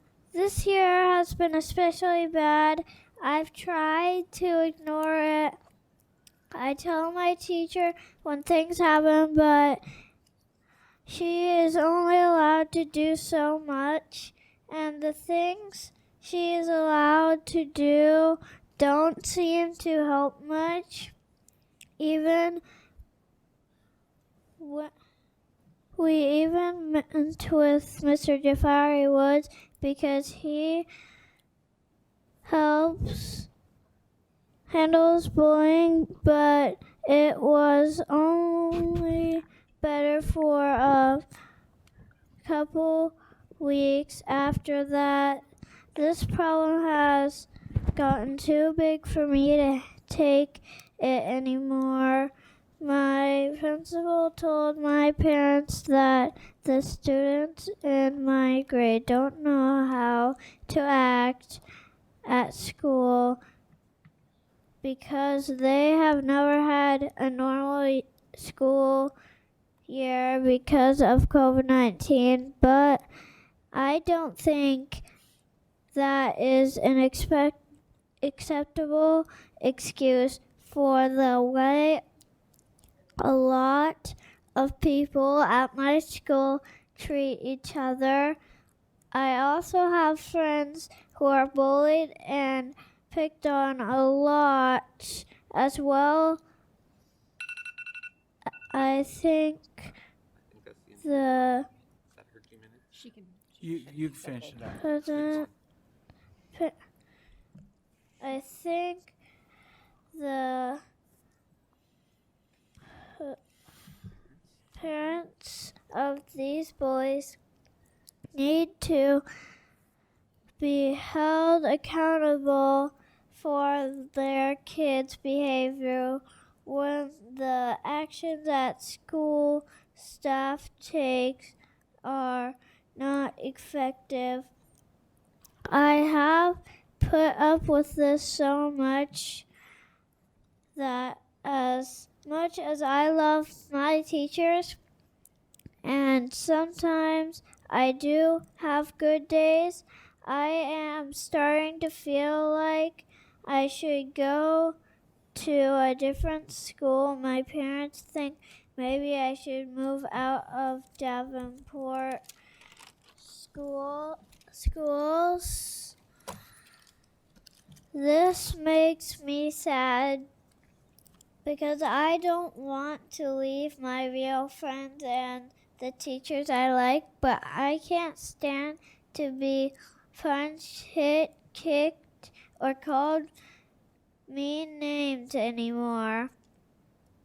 One time I had an accident, and now another student brings it up every time we are in gym class.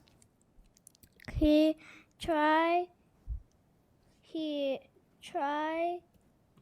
calls me pee-pee pants. Other times I try to stand up for myself or others, and that gets me in trouble sometimes. I don't think that is fair. It's not just other students being bullied. My teacher is being physically attacked as well. She has been hit, scratched, and bitten. She may not even want to teach next year. My family and friends and I are tired of dealing with this. We need the Davenport schools to show some accountability and take care of this problem for me and all my fellow students. Thank you for letting me share. Thank you. Evelyn, you did a really good job speaking to everyone. Thank you very much.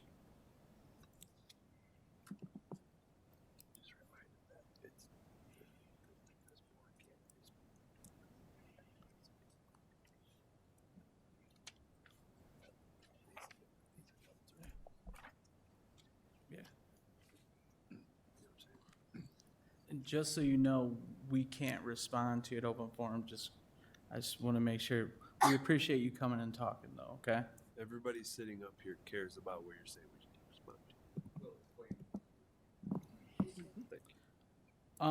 Up next, we have Diane Salmon.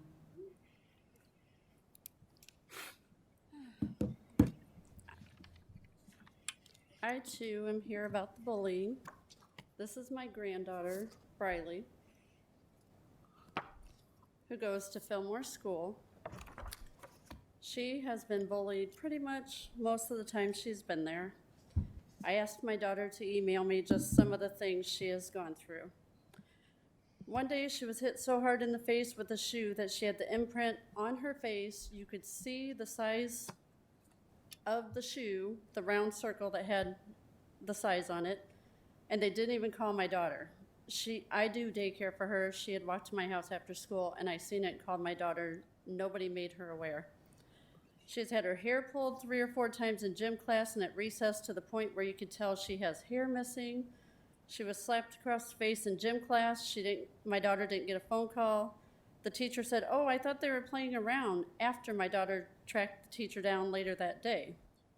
She has been yanked off the monkey bars and called names. Then when she asked to go to the nurse, she was told, "No, you can't go right now." She had a cut on her lip and her elbow. Nobody called my daughter. She gets called names on a daily basis. She's told she's stupid, she's dumb, she's ugly, so much more than that. I don't know about you guys, but to me, this is not an ugly child, and neither is she. She has been pushed so hard that my daughter has had to take her new clothes because her jeans ripped and she bled through them on the knees. She's had kids take her things and purposely ruin them and break them right in front of her. She was told she can't drink chocolate milk because she's white. She's been threatened to be jumped a couple of times. She got up to sharpen her pencil 2 weeks ago, and the girl grabbed her by her hair, slapped her in the face, tried to bring her to the ground, and was kicking her. She asked her teachers for help, and she's told to quit tattling or to just ignore it. She was forced to switch classes in the middle of the year in 2020 when she was not the aggressor. She was the one having people attack her. My daughter has been to the school numerous times. She shows up randomly. She sits in their classrooms. She's had the police called. They did a home visit, and she's told they can't tell her anything that they do in the schools. But they want them to sit down and meet with a counselor when this is a continuous thing. My grandkids cannot walk home from school anymore because they're tormented by these kids. And if they stand up for themselves, then they get in trouble at school. My daughter says, you'll be in trouble at school, you won't be in trouble at home. Do what you have to do to defend yourself. And I'm with them and I'm with her. Thank you. Ma'am, real quick before you leave the mic, will you state your name and address? Oh, I'm sorry. Diane Salmon, 2510 West 69th Street, Davenport. Sorry. Thank you, Ms. Salmon, as well. I got all three. All right. That concludes open forum. We are going to take a brief recess while they reboot the system, and then we'll come back after that. All right, we're back. Moving on to the consent agenda. May I have a motion on the consent agenda? Mr. President, Director Hayes. I move the board accept the consent agenda as written. Second. Seconded by Director Kleindrum. Any discussion? First, I thought she was raising her hand, but she's... I know. Seeing none, I'll call for the vote. Director Hayes? Yes. Director Kleindrum? Yes. Director Poston? Yes. Director Potts? Yes. Director Gordon? Yes. Director Beck? Yes. My vote is yes. Motion carries. May I have a motion on approval of bills? Mr. President, Director Beck. I move the board approve the following resolution. Resolved, all claims presented to the board having been duly certified as correct by the treasurer, reviewed by the administration and board members, and they are hereby audited and allowed as just claims and warrants drawn on the treasury for the several amounts. Further resolved, the payment of claims and salaries be approved as presented for the periods of March 9th, 2022 to March 22nd, 2022. Thank you. Is there a second? Second. Seconded by Director Hayes. Is there any discussion? Seeing none, I will call for the vote. Director Beck? Yes. Director Hayes? Yes. Director Kleindrum? Yes. Director Gordon? Oh, I'm sorry. I'm over here dying. Yes. Director Poston? Yes. Director Potts? Yes. My vote is yes. Motion carries. Superintendent report. Well, I've been waiting for this for a long time. I have a 35-minute presentation I'd like to give. Just kidding. I am going to greatly abbreviate things that I wanted to share. Last Thursday, President, Vice President, and myself went to the state school board where culmination of our efforts was voted unanimously by the state school board to restore full accreditation and operational control back to this body. And I just want to stop, and I think we're really proud of that. This journey has been a difficult one. We've learned lots over the time. I'm very proud of the mindset that we had through this difficult journey. There isn't a person on here that didn't want improved outcomes for students, and that I'm incredibly proud for that. This is not a destination; it's a milestone. Those are the kind of mindset that we have. We haven't arrived anywhere. Now the work begins, but it couldn't come at a better time, to where we're kind of rounding the pandemic corner, and here we are with full accreditation moving forward. We're coming into the springtime where things are getting to really improve just overall mental health. And so it's a huge celebration, but it's a celebration of our staff members, from our central office to our building, all of our staff members. I think about the very difficult time that we had getting through some of the tough times that we have, and that is an exact reflection of all of our staff. And I know I echo that from the school board. We're very appreciative of everything that our teachers and principals and counselors and social workers and food and nutrition and custodians and food service, thank you. Bus driver. Bus drivers, maintenance, and secretaries, for all of our staff members. I'm incredibly proud, and I will tell you, it was one of the coolest moments of my life. I had no idea the emotional reaction that would occur every single time they said full accreditation and operational control. It like a baseball bat, and you know, the thing that I will leave the community with and our buildings and our staff is that if I could bottle up the emotions, the positive energy that was coming from the highest level of the state school board, Department of Education, that was pointed toward Davenport Community School District, I would, and bring it back and share it with everybody, that and everyone else could feel exactly the way that it was presented to us. I wish I could somehow do that. I left out the paras. Thank you, Dan. So with that being said, I really want to urge us, we have a plan. We need to continue to work our plan. We need to continue to listen to our community, especially the ones that came tonight that are wounded. We need to continue to celebrate, and I have all the confidence that we're going to do that. And I also would like to thank our cabinet. They've worked tirelessly through this process. And so lastly, I would like to thank the school board. I think that the commitment that is had by the human beings sitting at this table is second to none. And you guys, this group of people, you humans, are being seen as leaders across the state. You're being asked to lead IASB presentations, you know, and you guys are changing that reputation that precedes us before we come into the room, and you're doing it, and it starts here. It starts with the training that we're doing, that proactive training that we did going into our long-range facility conversations. I couldn't be more proud of that. And so I want to commend the school board for its dedication through this tough time, because it could have been, it's very, very easy to say we're not doing anything and we're not, but no, we took the part that we owned and we wanted to make that better. And so it was an incredibly proud day. We tried to channel all of the school board members. We tried to use one-liners from as many of you as possible. And I'll leave you with this.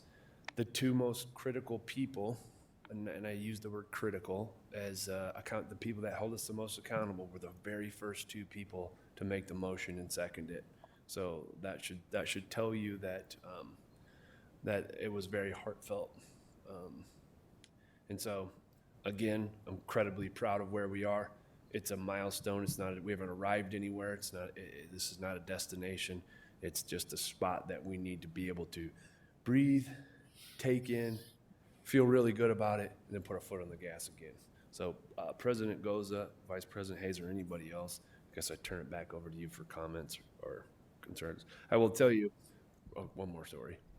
We, real quickly, the state's attorney is a proud graduate of Davenport North, so we took some North swag up there, and as he was reading the amendments and advising the board, he was wearing a Davenport North flat bill baseball hat. So just put that out there.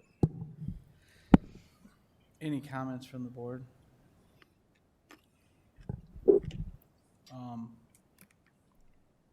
Vice President Hayes, you got anything? Just basically to echo what Superintendent Sneckloff stated, the ambience of the room was unbelievable. If you kind of reflect back to when we first started those meetings, everyone was pretty stuffy and matter of fact, but I mean, the hugs and the tears were unbelievable in that room, and you know, just the congratulations, and they know we could do it. And one person made the statement that it was almost as hard on them as it was for us, because it had never been done before and they really didn't know what to do or how to handle it. But just the accountability and holding us accountable for it, and we would come back with everything completed, that it was fine. And one person even made the statement that there were a lot of greens on the list, but right now, we're no different than any other school board.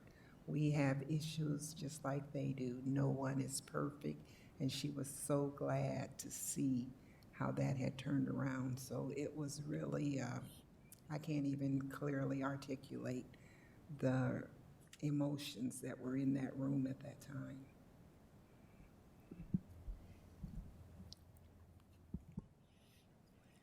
It was probably the best 5-hour round trip I guess we've had up there so far, so it was well worth it. Definitely, I would say even on the state school board members, there wasn't a dry eye in the house, which was definitely a lot different than, I don't even think they adjourned their meeting before they did the announcement, and then they were live jumping up, hugging and shaking hands and everything like that. Again, I do want to reiterate, I want to thank all the staff, because a lot of people could have left when things got bad, but everybody seemed to grab on and help with the heavy lift.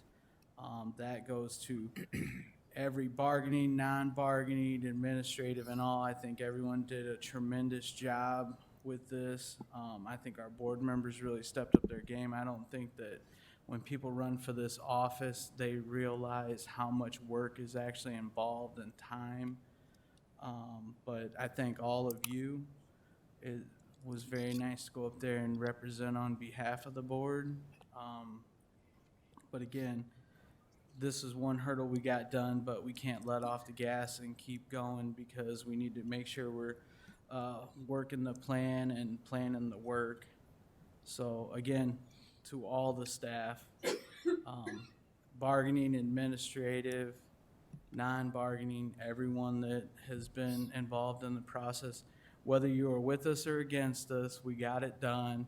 So I hope you all can jump on the team and get with it and do what we can for the betterment of the kiddos in the district, because that's what we're here for at the end of the day. Is that the end of your report? Yes, it is. All right. Committee reports. Kevin's got a couple of presentations from our finance committee. Kent and Karen, would you like to kick it off with the update from our last finance report? Yeah, we met last week, and Kevin's going to go over key measures and the monthly fund report, and then I think later on in the meeting he's going to get into the annual audit. We spent quite a bit of time going through that, and so Kevin's going to present. Okay, Brenna, do you have everything up and running? Okay, let's start with the key measures report, the first one on that list. A couple things to point out. First of all, this is through the month of February. We are 58% of our way through the year. 58% is important to remember, because as we sit for year end, we are projected to be about 60% through our UAB, which is right where we belong. There'll be some short months and some long months in June, but the most important number on this sheet is our UAB is being projected at 10.6%. If we remember, we were supposed to be between 5 and 15%. We've really kind of hit that sweet spot of where the UAB belongs. The second part I want to point out is our solvency ratio. It is 16.7% projected. That number is a little bit high because we're going to have some ESSER funds that are going to that are happening in March and April, and we're going to have a larger June. But it is a healthy UAB, so you're starting to see the turnaround when it comes to this. On page 2 of this same report, you're going to see, and this will fall into a presentation, a request coming at a future agenda item. But again, you'll see that there's 2 items in the variance that are negative, and there's one that is positive that I have highlighted in yellow. That highlight the first one that's the numbering that's in black. That's not a mistake. We are going to have some ESSER funds that are going to flip that number to the negative. So we're going to be talking about an amendment at another agenda item, and these are the numbers that are sitting there right now, and I'll share with you some updated numbers. Any questions on the key measures report?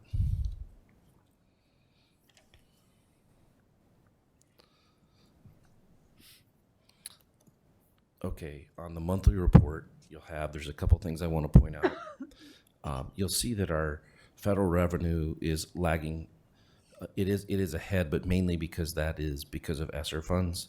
That number would be larger if our ESSER funds were paid as we spend them and not having to wait quarter to quarter to be reimbursed. So that $8.5 million really, relatively speaking, would be larger. Our local and our state revenue are inverted. One's a little bit higher, one's a little bit lower, but that's because of some adjustments due to our budget guarantee. And probably the most important one is the one that I highlighted in yellow there for salaries. You'll see that we are within $900,000, $1.1 million of the last year's year to date. Keep in mind, there's a couple things that are pushing that number larger. Those numbers keep getting closer and closer together between year to date, but we have $2 million more in ESSER spending in FY22 as compared to FY21. FY21, we started to have some expenditures in our ESSER 1 funds, but there was $2 million more in ESSER 2 and 3 than this year than ESSER 1 last year. So if you take that apples to apples, we are below where we were year to date last year in our total salaries. Also affecting that, you'll see the benefits. Our benefits are running about $1.3 million less year to date, which the majority of that is because we did move the administrator's annuity from the annuity up into salaries, which accounts for a little over $900,000 of that difference. That, along with lower staffing levels, is the reason that is lower. So those are the two largest drivers of our expenditures. The other part to keep in mind is on that negative $5.6 million. It's pretty close to what we were last year. But remember what I said about ESSER funds. ESSER 1 funds we were paid up front, and we showed the expenditures. ESSER 2 and 3 funds were paid after the fact. So all of the stuff that's happened in January and February are in there as expenditures, but we do not have the revenue yet. We will not get the revenue till late in the fiscal year. So that 5.6 million relative to last year from an apples to apples comparison is, it's still negative, but it's not near as negative as what it was the year before. That will catch up when we get our large tax payment. We expect that to dwindle down to negative, but we'll get our large tax payment in April, and you'll see that number go the opposite direction.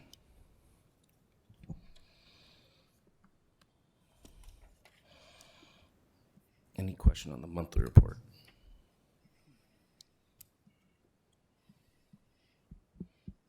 No questions, it looks like. Thank you, Kevin. That's it on finance? You got an update on your data wall ad hoc committee? From our last meeting, Mike was going to research some information and get back to us. And no, he has not gotten to us yet with that information. Thank you. Elziak. Do you want her to do it, so could you do policy? Director Gordon?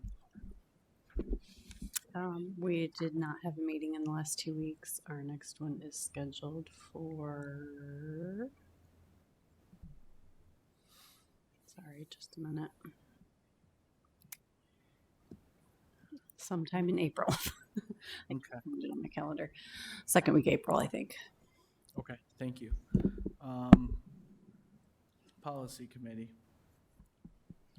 Well, we have some items on the agenda, so that'll be our update. Okay. Long-range facilities planning. We met Friday in our usual every other Friday meeting, and the item on the agenda for discussion is the community survey, which is part of the overall facilities plan. Thank you, Director Potts. No update for legislative advocacy. I hit all the committees, right? Yeah, they did already. Yeah. Finance, data wall. All right, that's it for committee reports. We'll move on to items requiring action. May I have a motion on subject 10.01? Mr. President, I move that the board purchase 3,500 Acer 734 Chromebooks and licensing through CDWG for $994,420. Second. Is there any discussion? Seeing none, I'll call for the vote. Director Klein Jerome? Yes. Director Buck? Yes. Director Hayes? Yes. Director Potts? Yes. Director Gordon? Yes. Director Poston? Yes. My vote is yes, motion carries. May I have a motion on subject 10.02 North High Gym roof repair? Mr. President, I move that the board approve the contract with Leggett Architects for design of the 2023 North High Gym roof repair project in the amount of $58,250. Thank you. Is there a second? Second. Seconded by Director Potts. Any discussion? Director Poston?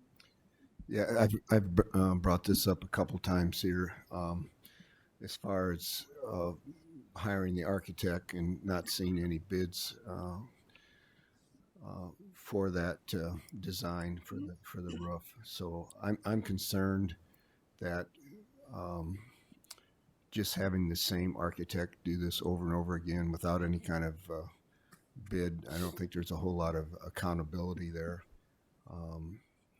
So I would be in favor of obtaining bids on these projects.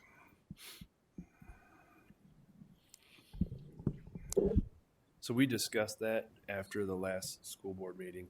And so Josh is putting together, Josh and I are going to be putting together basically a timeline for what would that look like, Kent, to ensure that we're getting the best bang for our buck. Josh, does that round up our conversation? Yeah, for the most part it does. In these two particular instances, there are leaks in the roof and needing repair pretty quickly. So if we were to stop the process and restart some things right now, we're talking a number of weeks, where potentially months, where this thing's gonna be sitting longer without getting repaired. So if we were to make some changes, it'd be nice if that was on the next projects that we were to take on.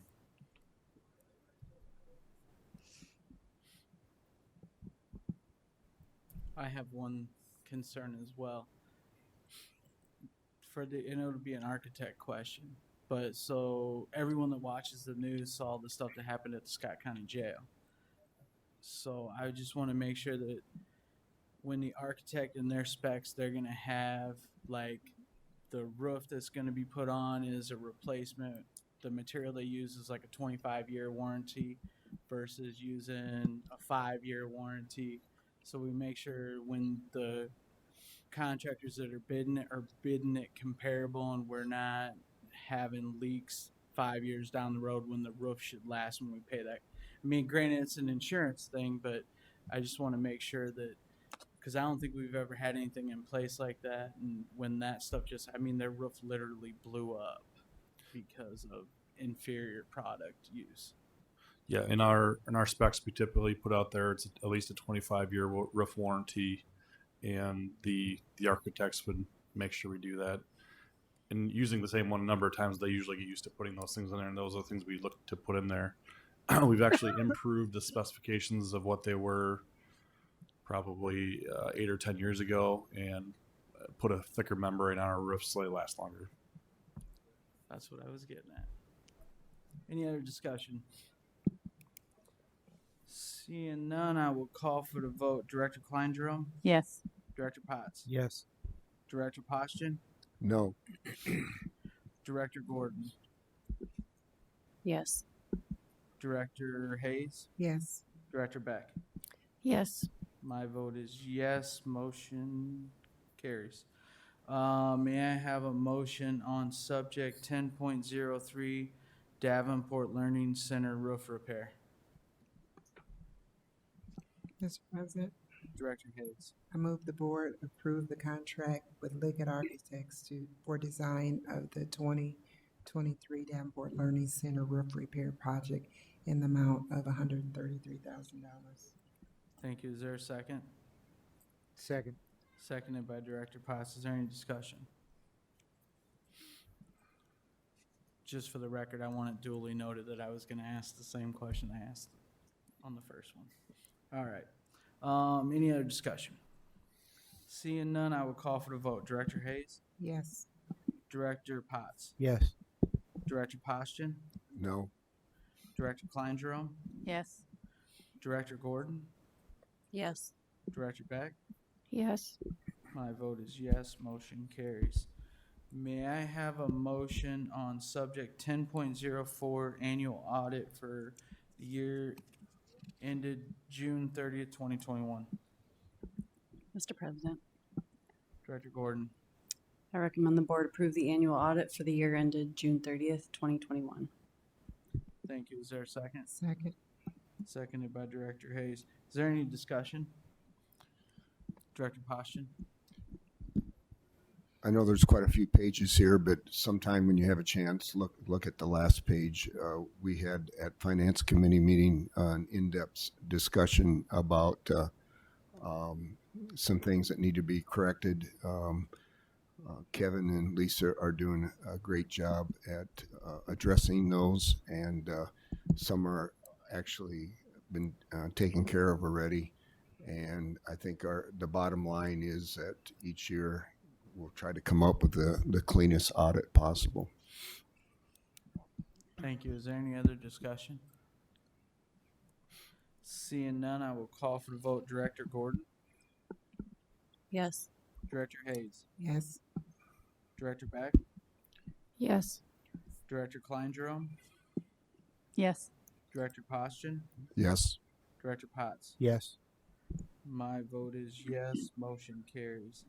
May I have a motion on subject 10.05, publication of budget amendment for FY 2022? Mr. President. Set hearing dates. I move that the board establish a hearing date of April 11th, 2022 at 5:30 p.m. to approve an amended budget for the fiscal year ending June 30th, 2022. Second. Thank you. Is there any discussion? Seeing none, I'll call for the vote. Director Klein Jerome? Yes. Director Postian? Yes. Director Potts? Yes. Director Gordon? Yes. Director Beck? Yes. Director Hayes? Yes. My vote is yes. Motion carries. May I have a motion on subject 10.06, publication of certified budget for FY 23 and set hearing date? Mr. President. Oh, go ahead, Kent. Director Postian? Recommend the board establish a hearing date of April 11th, 2022 at 5:30 p.m. to approve the budget for the fiscal year ending June 30th, 2023. Second. Thank you. Is there any discussion? Call for the vote. Director Postian? Yes. Director Klein Jerome? Yes. Director Hayes? Yes. Director Potts? Yes. Director Gordon? Yes. Director Beck? Yes. My vote is yes. Motion carries. All right, we'll move on to discussion items. First item for discussion is 11.01 budget amendment for FY 22. The first two discussion items kind of build right off the finance report. Each one of these items have gone in. We reviewed them in depth and are coming as the recommendation from the finance committee. Is that accurate, Karen? Yes. Okay. The first one is the budget amendment for FY22. I'm going to take you back to last year. We made an amendment because we had some math errors and we had to amend the budget. This year we're coming to you with an amendment, not because of those, but because of ESSER funds. We knew that we had to budget some ESSER funds for this year. with the governor's allocation and some of the acceleration of how we're spending the money this year, we projected lower than what we are actually going to spend. So we are proposing to put $10 million additional in our expenditures. This is a notification to the public that we will not exceed the new total of funding. The most important part of this is that it will not increase taxes. All it is a notification that we will not exceed in these 4 categories and in total of expenditures. And we have to list the reason why. There is a little bit more in the non-instructional. Non-instructional would be our enterprise funds, which is the vast majority of that is our food and nutrition funds. There was some cost of food increases that we're all experiencing. There's some impact in our non-instructional program for additional expenditures. So that is what this is about. The reason that there's ESSER funds and instruction support services and non-instructional is because the staff that we're paying are in those categories. So it's not just in one line. Any questions on that?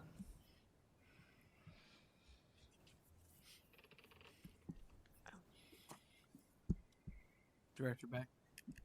So just to clarify, the reason we have to do this is because we have to spend the ESSER money before we get the ESSER money. Yes, that's true, but that's not the reason for the amendment. The amendment is we are spending the money. We're spending it at a larger clip than what we anticipated 12 months ago. If you think about 12 months ago when we were setting this budget, we didn't know exactly how much we were going to spend in ESSER funds in this 12-month period that we're talking about. So with the payments to staff and the governor's payment, that's made it necessary so we can extend our budget, our ask, so that we do not exceed those amounts. Okay, and this will not require us to do any school budget review committee? No. Okay, thank you.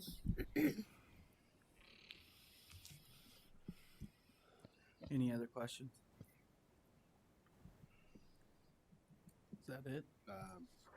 You got the other one too. I got the next one too. That's it for the first one. You can move on to the second. Okay. Hold on one second. For the record, we are moving on to subject 11.02 certified budget FY23 initial outline. Okay, there's 2 items here. The first one is the budget summary. This is the item, and I'm going to go into a little bit more depth with the PowerPoint presentation. This is the document that's going in the paper that shows exactly where our revenues are on the top half of the page and exactly where our expenditures are anticipated to be in the bottom half of the page, with the most important number being the proposed property tax rate. The proposed property tax rate of $15.60. We're currently at $15.30, and we're proposing a 30-cent increase per thousand to our property tax rate. I'm going to explain this in more depth, and you'll see this in the PowerPoint presentation. The other item on this agenda, if you would open that one, is a breakdown of our taxes.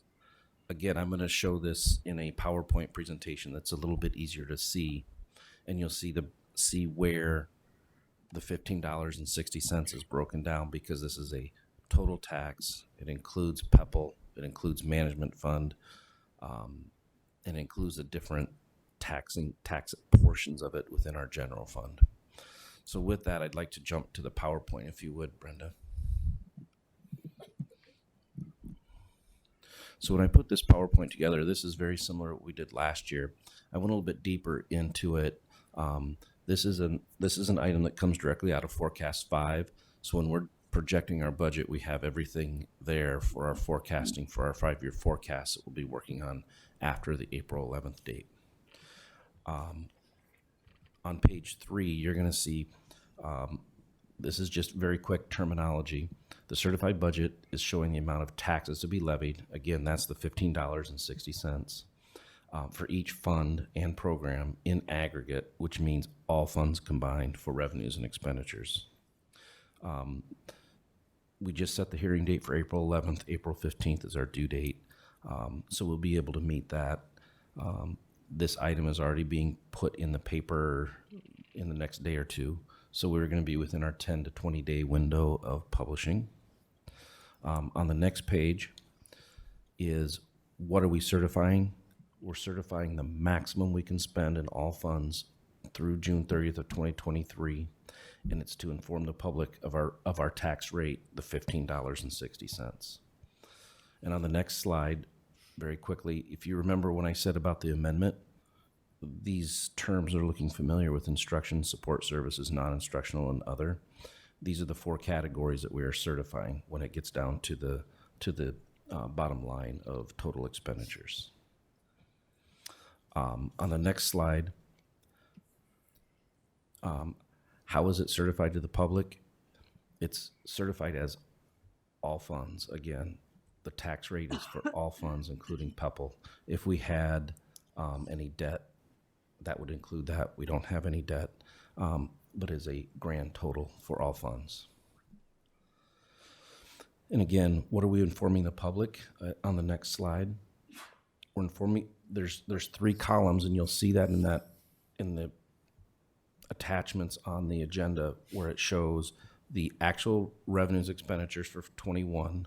That's the column to the far right on that other posting.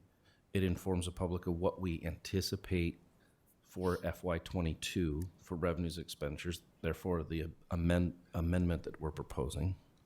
And it's informing the public of the expected revenues for FY23. So that's the makeup of the 3 columns. Just a little bit more of some statistical information about key variables on the next slide. Everything is driven by enrollment. We all know that. This is the summary of some history of our enrollment. It's a little bit more of a slide in enrollment than what it looks, but you can see the general slight decline in enrollment over the years. Therefore, you see what we do with some of the staffing that we've talked about. This came directly from Forecast 5, which pulled it from our beds document. So it shows kind of where our free and reduced lunch percentage were for each of those years historically. That drives our per pupil amount, and our per pupil amount will tell us how much we are allowed to spend. Our combined district cost is what they call that. On the next slide is also some key variables that fund our property tax. I want to make 2 notes on this that I highlighted in yellow. A lot of this funding formula is something that's totally out of the board's control or our control. There's 2 items on this list that you have control over as a board. You have control over the dropout prevention. If you remember, in January, you approved our dropout prevention program. This is the amount that you approved back in January for just over $5 million. You also have control over what you levy for the cash reserve levy. And we'll talk a little bit more about the cash reserve levy when I get into some other slides on here. Everything else on this, as far as the per pupil amount, is all generated between state aid and property tax. You have no control over those sections of that. At the bottom of the page, it shows you just the management fund is also one that you have control over. But you have to levy funds in the management fund to pay for your insurance and pay for insurance and retirement payments. Those are the 2 key numbers. While you have control over that, you also have to be able to pay for those. So it's kind of a combination of control and not control. On the next slide, gives you a little bit of history of where our property tax has been. Our property tax has been ranging from $15.90 down to $15.30. You can see that we're requesting the $15.60 on the far right, and you can see the breakdown by fund to get to that $15.60. One point to note: we are reducing our management fund a little bit because as we have people that have retired or coming off of our insurance, We're not having as much expenditures in our management fund, so we're trying to manage that by having kind of a mirror image of dropping our revenue as our expenditures drop. I'm going to pause just for a second because there might be a question on this so far.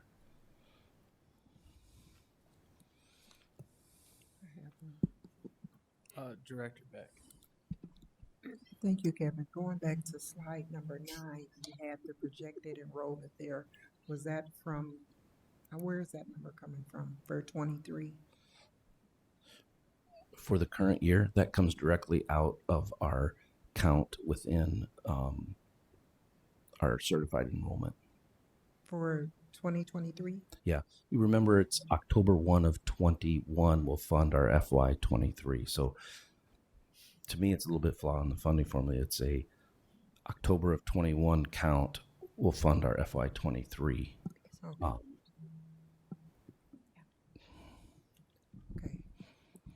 I was confused, but I'm okay now. Director Beck.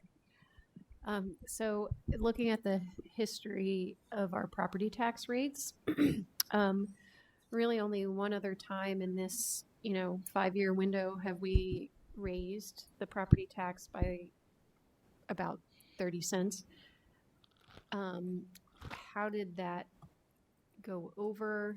Is this a relatively common thing to have happen? This was, I think, before my time on the board, or I might have been elected that year. It just seems like a lot, but maybe it's not in context. Well, essentially, it's about a 1.8% increase in your tax levy. Okay. Where we're needing to raise that, if you remember, we did do a 5-year forecast back in October. One of the things that's happening to us as we look forward is our solvency ratio is starting to decline, and it's declining significantly. When we're levying between $5 and $6 million of cash reserve, but we've got over a $6 million deficit in special ed, and we have over $2 million of ELL asking for SBRC requests. That's money spent that we do not have the funds for. So what it's doing, it's eroding away our cash position. And so we are going to become insolvent if we don't do something between reducing expenditures and increasing cash. Cash reserve does not give us authority, but it replenishes the authority that we keep asking for as we go to school budget review committee. So when you see that $6 million and you look backwards at what we've requested from SBRC, we're starting to see that effect. It's not immediate, but if we don't do something now and start to maintain that, it's going to be worse going forward. Okay. I have one question on this. So it's a proposed a little less than 31 cents or something. Now with the new tax structure for the state, is that gonna be the property taxes are gonna have to increase to backfill the money, or we don't have to worry about that? That's a state thing. We do have to worry about it, but it is part of this $15.60. In a slide, it's a great question, Dan.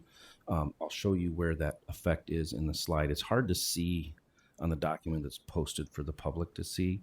Okay. But I'll have it broken down a little bit more, and I'll show you the exact line where that impact is. I just didn't know if we were gonna have to increase that every year or something to backfill that. No, we shouldn't have to. And I'll mention that when I get to that, because there's another comment about that. On the next slide, and I'll go past this fairly quickly because I mentioned this is the breakdown of that second item of where all of our tax levy lands between the breakdown of the general fund, management fund, PEPAL fund. So you can see where that $15.60 comes in total.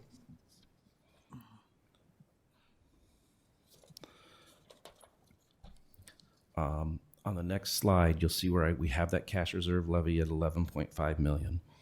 And our instructional support levy, that's the other one that you have control on. If you remember, we voted our new instructional support levy not to exceed 10%. We're dependent on that instructional support levy, as most districts are. That shows our general fund tax levy at $13.04. That's just a little bit kind of zooming into what goes into our tax levy for our general fund.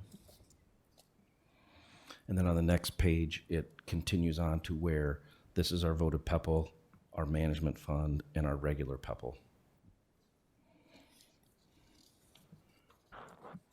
It's just a zoomed in version of that. And on the next slide, this is the difference between the levy. You said just under 31 cents. I said 1.8. It's 1.96% increase in our tax rate. On the next slide, this is the one that will answer your question, Dan. And it's really hard to see that, but I will tell you on line 13, you will see commercial and industrial state replacement. In the current year, it was 2.3 million on line 13, and you'll see that it's 0 for FY23. Where that is made up is in our state aid, which is line 10. That difference, you'll see it went from 109 million to 113 million. Remember, we have declining enrollment, so a lot of that, all of that gets pushed up into the state aid. The comment I wanted to make about that was, this is where when the state says this is the new money we're giving to districts, they're counting that as they're giving that to us. But really what they're doing is they're taking out of one bucket and putting into another bucket. We're not getting that extra money. They're not taxing, therefore they're giving us a state aid. So it is not as accurate when you see that. You have to net those to say what is the state really giving to school districts. The other thing I want to point out is on line 15, you'll see a large increase from 31 million to 43 million. Again, that is our ESSER effect. We're going to be spending a lot more ESSER funds in FY23 than we did in FY22. It makes sense as we're ramping up partway through the year to spend this. We have a lot more. We'll have a full 12 months of ESSER revenue and expenditures going. And you see in those highlighted ones, as we get towards the bottom, you'll see our instructional support services, the 4 categories. I can't emphasize that enough, but you can see what goes into some of those items. What is support services? It's everything but teachers. And you'll see the non-instructional and the other. Again, at the very bottom, it's the $15.60 tax rate. This is the item that is going into the paper for publication. In the next slide, I won't go into as much, but you'll see that breakdown is just zoomed in a little bit more on the expense side. It's the same document, it's just a little bit easier to read. And lastly, on the last page, these are the critical dates. I mentioned the 10 to 20 days for publication. Brenda's got this in the paper. We'll have this done by April 11th for both the amendment and the new adoption, and we'll be ready to go for next year.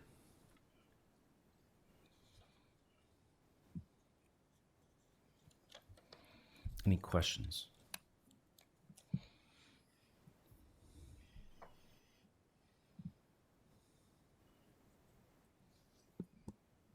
I'm seeing none. Does that conclude that one? All right, the next subject for discussion, thank you, Kevin, very much. The next subject for discussion is subject 11.03, summer school planning. So we wanted to make sure that we brought an update for summer school planning. Lisa, are you going to be joining this one as well? Oh, wherever you're comfortable. So coming to the stage right now is Jen Van Fleet and Shani Ford. Also today, I don't know if you saw the front page of the Quad City Times, but she's a stud was the title for it today, and that was Shani Ford's daughter, who is an all-conference, all-world, all-universe goalie. So we're very proud of her. We're proud of all the Ford children. Yes, I know they're listening. Thank you. She says thank you too. Yeah, she always does. Anyway, sorry, that was off. But Jen Van Fleet is our federal program specialist, and she's kind of taking the lead on summer school. Lisa's got a microphone as well. She is overseeing this charge in our district, and so Shaney Ford is our out-of-school time officer, basically anything out of school specialist. Sorry, it's getting late, long in the tooth, but let's have our update for summer school. Sounds good. All right, so the theme of this year's, can you hear me okay? Sorry. The theme for this year's summer learning is learning beyond the beaten path, and we're gonna give you a connection for why that became our theme that we landed on here in just a little bit as we go over what we have for you so far, and how we're working with our various stakeholder groups and collecting feedback and really getting some really good coordination going as we're preparing for a really awesome summer for every single Davenport kid. Go ahead, Ed. All right, just a quick set of introductions. We have a core planning team. We meet weekly, so Shani, Lisa, and I are on the core planning team along with Lisa Baxter and Diane Campbell. Then we're really fleshing out that K-12 programming.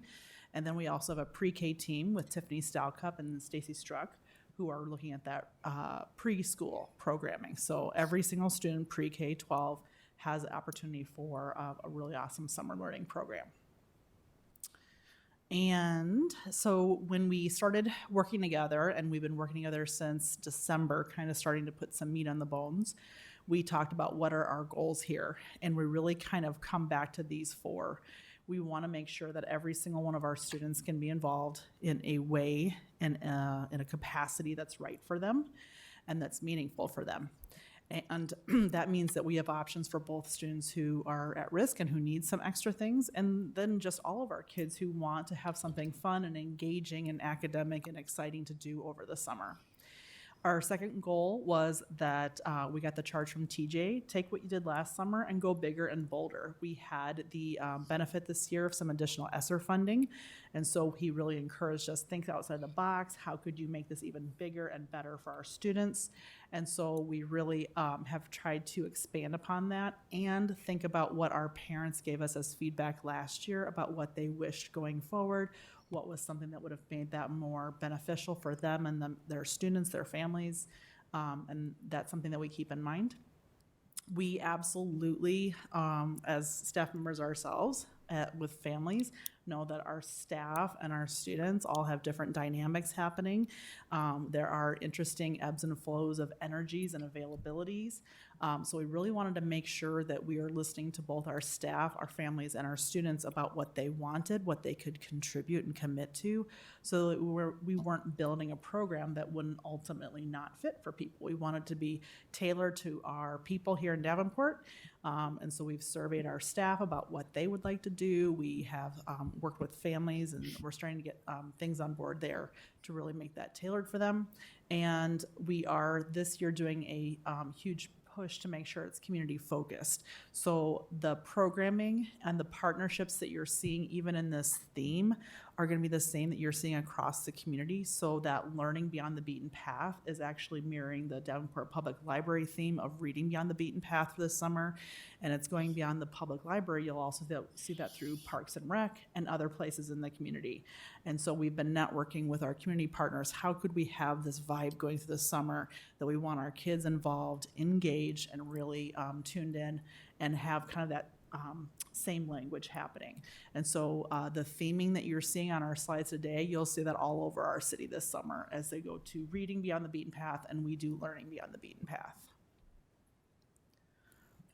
All right. I'm hogging the microphone. You want me to keep going? You can keep going. I'll chime in. I can talk all day. Someone has to pull me off the stage.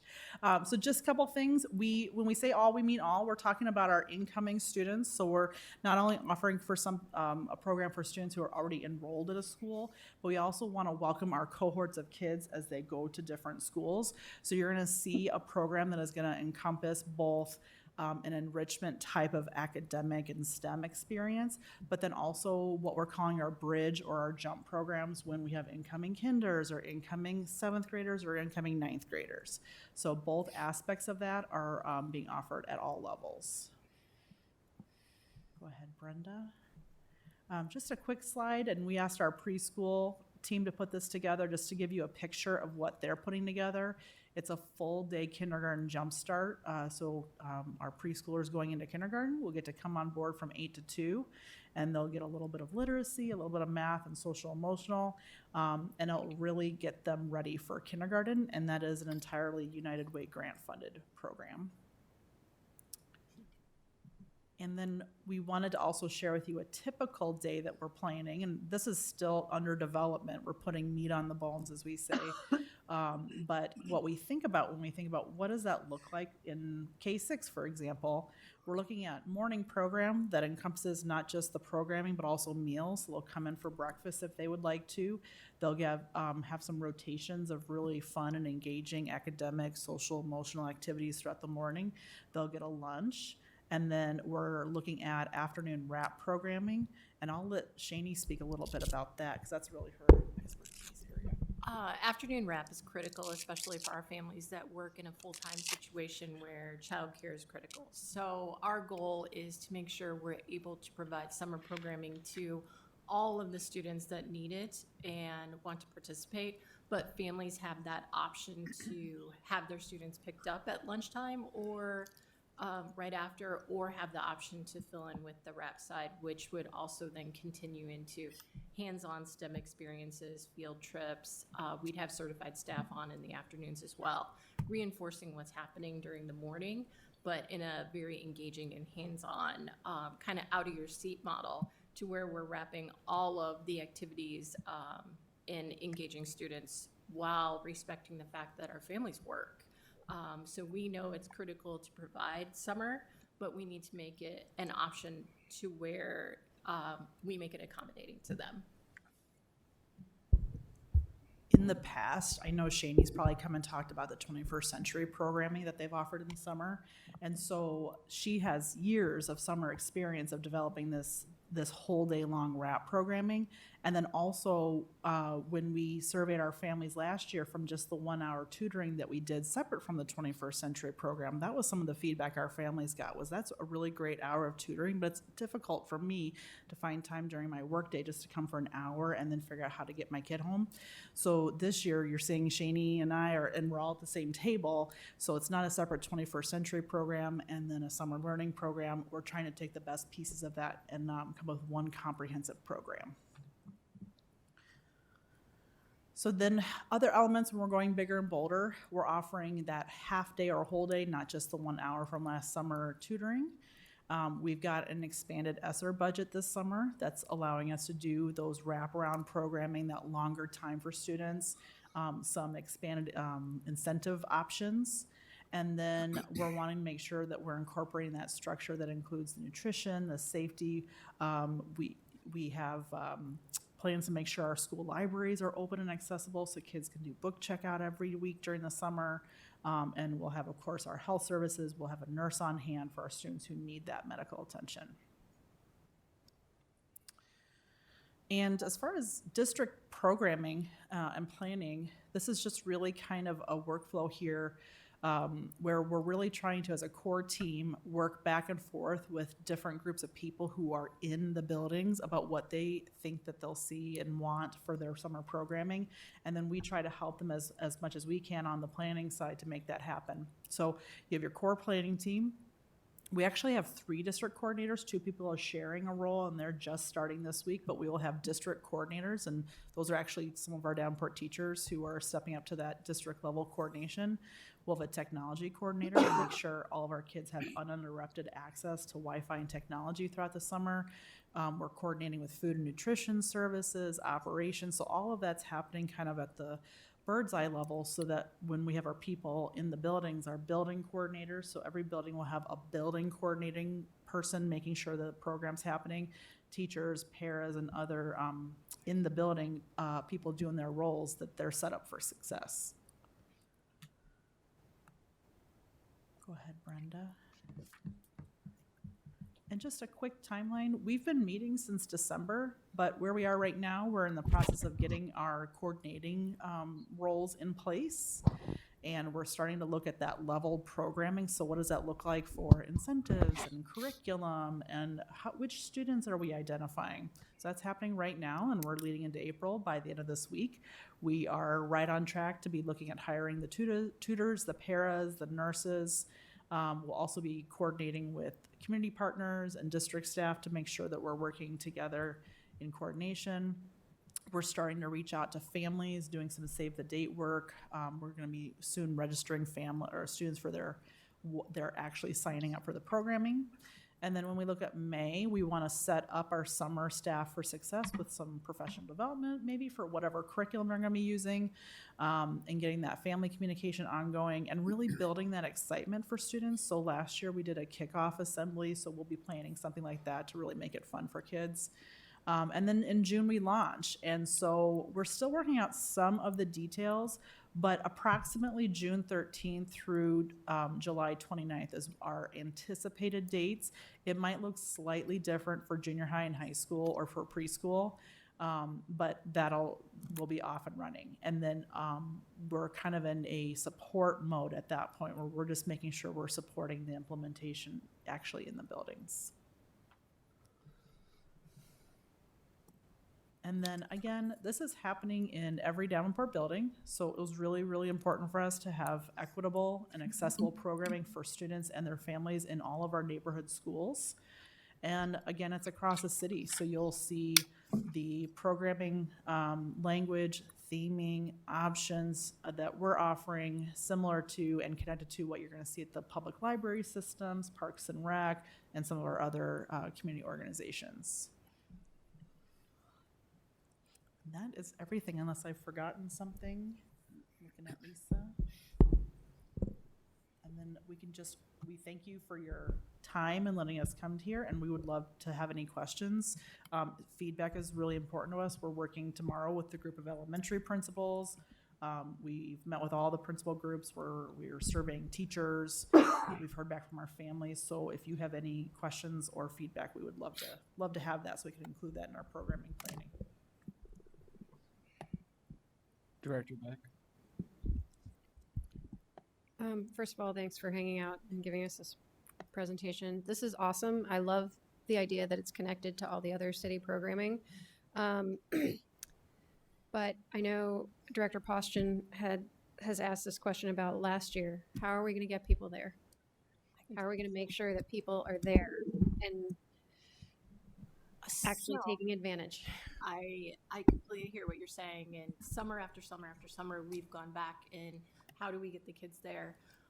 What we found is most successful in having run the 21st Century Summer Programming, one of the core components is making sure we get the attendance. To be able to continue to excel, you have to have attendance rates and attendance of over 90% to remain in the green with our evaluation.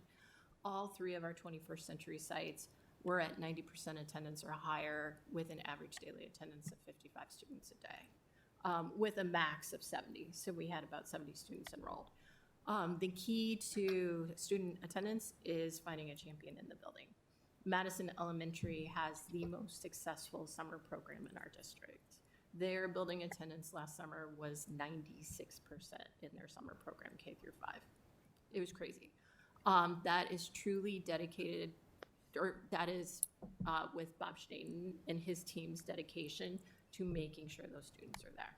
It's an amazing thing to walk into summer program and there's 60 kids eating breakfast and they're there and they're engaged and they're doing what they're supposed to be doing. And that just comes from that staff commitment to, you have to truly love it and be that champion. I've been doing summer a lot. Summer is my favorite. But having a champion is what's critical. And I think we have that. Absolutely. We are this week looking at our building coordinator applicants, and Bob's right there on that list. Bob's Shout on out there. to Bob. Like other people who He are called also me the other day. champions. He's all in. Right. But, we also are going to use Bob amongst our other building coordinators to help to train our other core staff and say, well, this is what works. This is what we want to get the kids present and then get them engaged. And you may know of other buildings where you've been in and you know of the Bob, and those people are on board and excited as well. Bob doesn't even know he's a star of the show tonight, but he is. Yes. But there are other people who are equally as engaging and exciting and really committed to their building and have that community relationship with their families, and we are seeing them apply. So we're supporting all of our applicants and really promising crew of building applicants that we're looking at this week. Director Klein-Jerome. I think it's great that we're offering it in every building, but some of the buildings last year were running, 12, 15 kids. I mean, it was so low. I don't want to, just because we have ESSER money, it dumped into something where we're not servicing as many kids as possible. I mean, if there's a way then to combine buildings or something, but I don't want to see lots and lots of funds put into a program where kids aren't attending, and that was the case last year. Absolutely. Yes. Oh, sorry, go ahead. We have a contingency plan, much like you mentioned, that we have options to create when we have a smaller enrollment window at different schools, a contingency to almost create a region-type situation in a mini region within a region to offer that program. Director Poston. Yeah, I just want to make sure I'm clear on this. Last year, we identified students that needed help, needed additional learning, and so we poured a lot of money into that. We hired additional teachers. You used Madison for an example. The figure that I remember is that there was only 10% participation, and you mentioned something about 95%. Can you explain that to me? So last summer, we had two different options for summer. Madison is a 21st Century Community Learning Center grant site, as well as offering tutoring programs last summer, correct? Right, and the 1-hour tutoring had very good attendance as well last summer. We had in the 90s for our attendance rates last year. Now, of all the students at Madison, for example, or any of our elementaries last year, we looked at students who were at risk, who needed some additional help. So it was not every kid at Madison who was invited to come to that on-site tutoring or 21st Century, but it was so it wouldn't have been 100% of Madison, but it might have been a focused 10% of them, and of those 10%, like the lion's share of them attended well. With our grant program that we ran in person on site, that program operated with 21st Century funds, so separate from ESSER funds, and that was on site. So that program ran from 7:30 in the morning till noon, and then those students transitioned to the Y from noon to 5:30 at no cost to the families. This was all supported through 21st Century. It wasn't all Madison students. This was approximately 70 Madison students who attended this program, and they were all identified through the building as needing the extra support and would benefit from programming. So of the 70 that attended, we had a 95% attendance rate for that program. And then the other piece of that, we talk about wanting to offer something for all students. So we'll have a concentrated program where we can invite kids to come on campus and do this program, but then also we want to offer something that is engaging for kids who don't necessarily need that level of intensity, but something they can take and bake at home, something they can engage with at the school. They'll still have access to the incentive funding that we're as a part of our budget. And that's a part of our program development, to look at what every kid can benefit from and would be enticing for them based on their age level. Well, going back to last year and these students that were identified as needing help, I mean, in that piece of it, there was very poor attendance. And I mean, the max was 30%. If I remember the figures correctly. So, there were students that needed help and they did not come. So, how do we put some teeth into this so that we're getting the kids there? Because otherwise, I don't think we're helping ourselves. And just to clarify, I think that there would have been a percentage that was invited to enroll, and the kids who enrolled and then started to attend, they had good attendance. A family may have said, no, thank you, we're not gonna do this, and that might have been part of that. Well, I understand that, but what I'm getting at is the ones that needed help and were invited to come, it was very poor turnout. And again, those are the kids that, they need help for early literacy. They need a lot of help. So if parents aren't sending those kids that need the help, what are we going to do as a school district? Can I chime in on that one too? I remember you very early in when I started in Davenport, you having concerns about this at a presentation that we had. And so I think it's on us to take this back as feedback so that when we get those building coordinators in place, that we can work really tightly with our expectations for attendance and that's clearly communicated. If there are students who are waiting to be served and students who are not coming, that we get those kids in as quickly as we can to maximize the dollars that we're spending. So attendance will definitely be a higher focus and priority this summer with that information that we had from last summer. Okay, well, just one last comment is that if parents don't take advantage of this, and especially the children that really need the help, then that is a form of child endangerment. And so I can't understand why they wouldn't take advantage of these programs. And I was very disappointed with, the kind of turnout there was for the kids that needed the help. And then just one last thing, if this program becomes successful, again, we're using ESSER dollars. So where do we go from here? I mean, is this going to be a one year shot and we're done? Or how are we going to incorporate that going down the road? I think that absolutely we'll want to develop that exit criteria. What does success look like? And then also long-range plan for that. Where do we look at potential funding sources? If this becomes a priority and we're meeting those goals and this becomes something that's super important to Davenport schools, year-round learning, then we look at where could this potentially fall into, where we want to build room for this. Absolutely. Okay, thank you. Thank you. Director Gordon.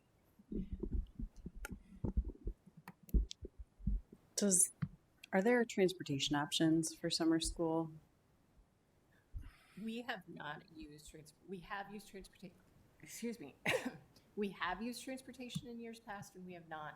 When we look at transportation data from previous years when we had it, the actual use of transportation compared to the students attending was less than 10%. So when we did invest, and transportation is so expensive, it traditionally just sometimes we'd have 3 and 4 kids on a bus.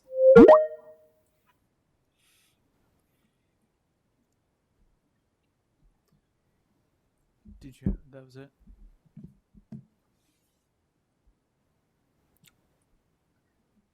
Did you have anything, Sarah?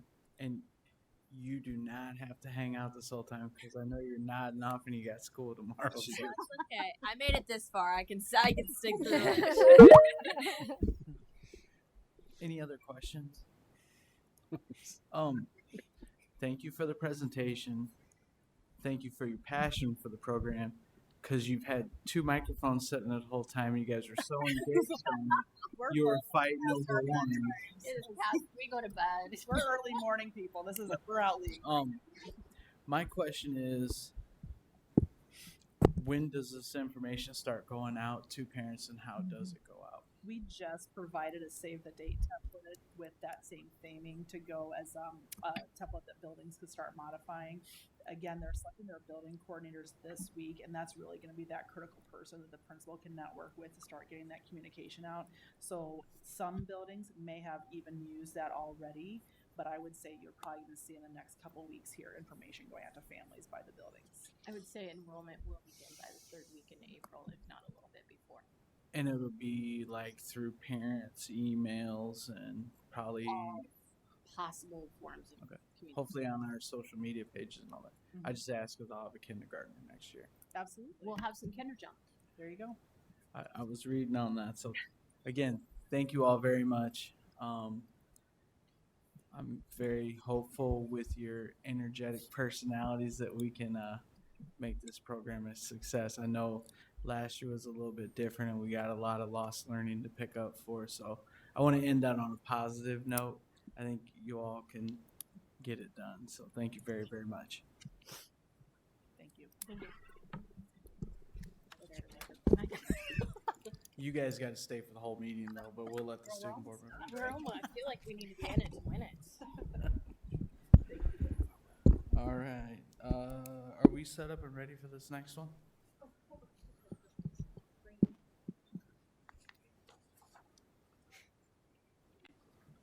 He gave me his cell phone number. I think they're having some technical difficulties, but they're trying to project through So, the microphone. could I jump an item and then come back to it? Go to food and Will that give you enough time? Food and nutrition. Huh? Do the Yeah, food. Yeah. that's what I'm saying. All right. We're going to come back to subject 11.04. We are going to move on to subject 11.05, food and nutrition software. So the Food Nutrition Services Department utilizes a software program to manage a lot of different things like purchases, nutritional information, payments, back of house records, things like that. They would like to go out for a bid or request for a quote for a new software system to save some money for the district. The system they're using now is 5 years old, and they've seen and heard of better systems that seem to be working better for their staff. So mostly this is just an informative thing to let you know or see if there's any questions around us going out for bid to do this. We're hoping to save at least $25,000 a year. Potentially more. Is there any questions around us doing that?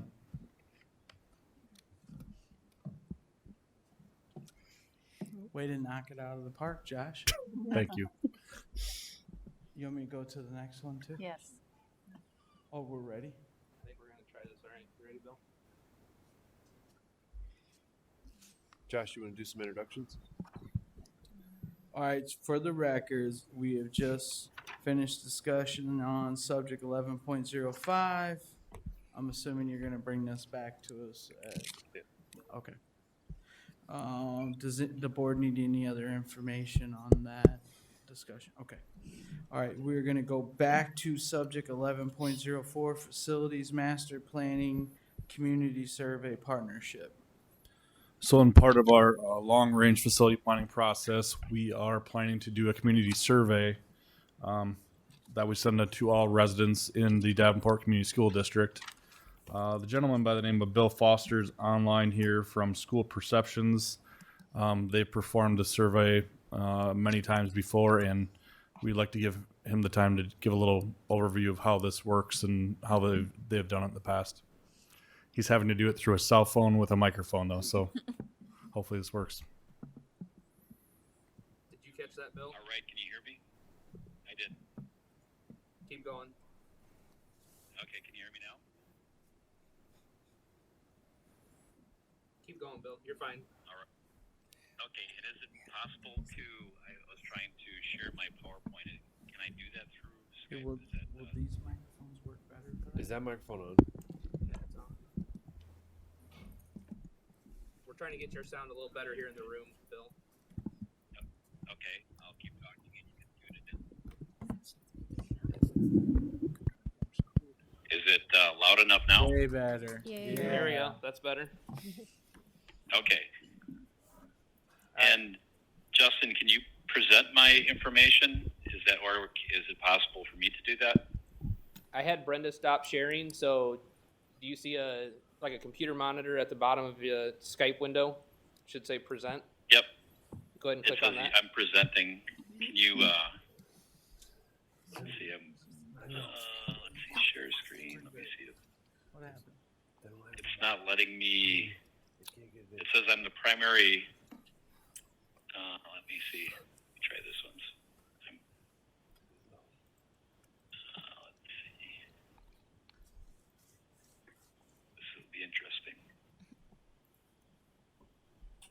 Okay, can you see something that says Community Survey Overview? No. No, not yet. All right. Now you can see it. Let's see. Try presenting again, Bill. I'm trying. Let's see. You might have to stop. It says sharing controls are disabled by policy.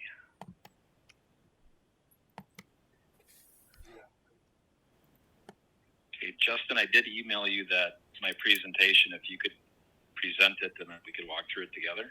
Yep. Give me just a minute to get back to the computer. Okay.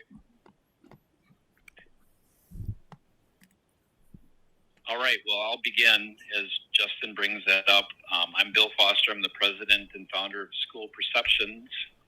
And when we get to the presentation, you will learn that we are an independent research firm. We do about half of our business is doing staff, student, and parent surveys for school improvement. We've worked in all 50 states. We are a Wisconsin-based company. We're actually not that far from you guys, but we do work throughout the United States. And we've done many, many thousands of staff, student, and parent surveys, but we've also done 850 community surveys for the sake of strategic planning and referendum or bond planning. So essentially getting community input as it relates to updating facilities. And that's what I'm going to talk to you about tonight. So we've been around for 20 years, and our mission is to help educational leaders gather, organize, and use data to make strategic decisions. So I've been watching your board meeting tonight, so I'm not going to take very much of your time. I know you've been there a long time. I appreciate it. But we'll go through this pretty quick. So as far as it relates to community surveys, when we do a community survey, it goes out, and instead of doing a telephone survey, we do a paper survey. It gets mailed to every household in the district. And when we do that, really the goal is to educate, number one, and also gather data. So once I was working with a district, they said this is like designing an interactive newsletter. And I thought that was a good way to describe it.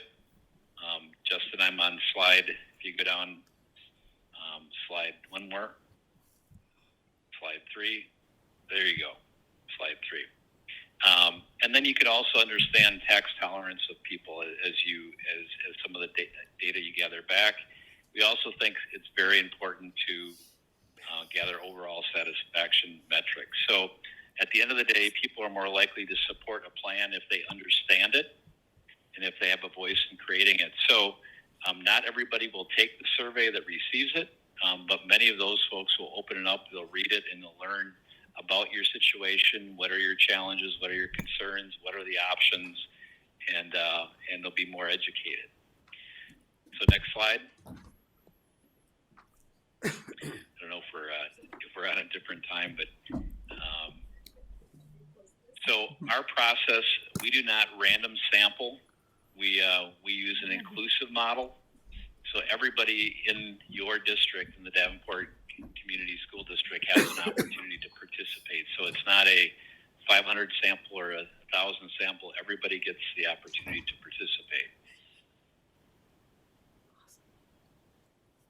So I put a couple samples in so you can kind of begin to imagine what the survey would look like. We did a project for Comanche, not too far from you guys, and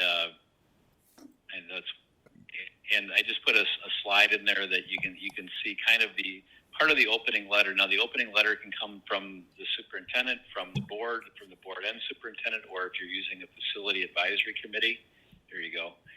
And that is just a sample of kind of the story. And I provided that one just so you could read it and see it's every community survey we do is unique. So it's really your story. It's the Davenport story that we're going to help you tell, and that people can read that. So that's kind of a little background information as an example.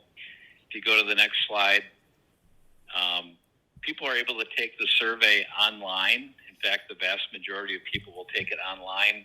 Where that red box is, there will be a unique code. The code can be used once, but only once.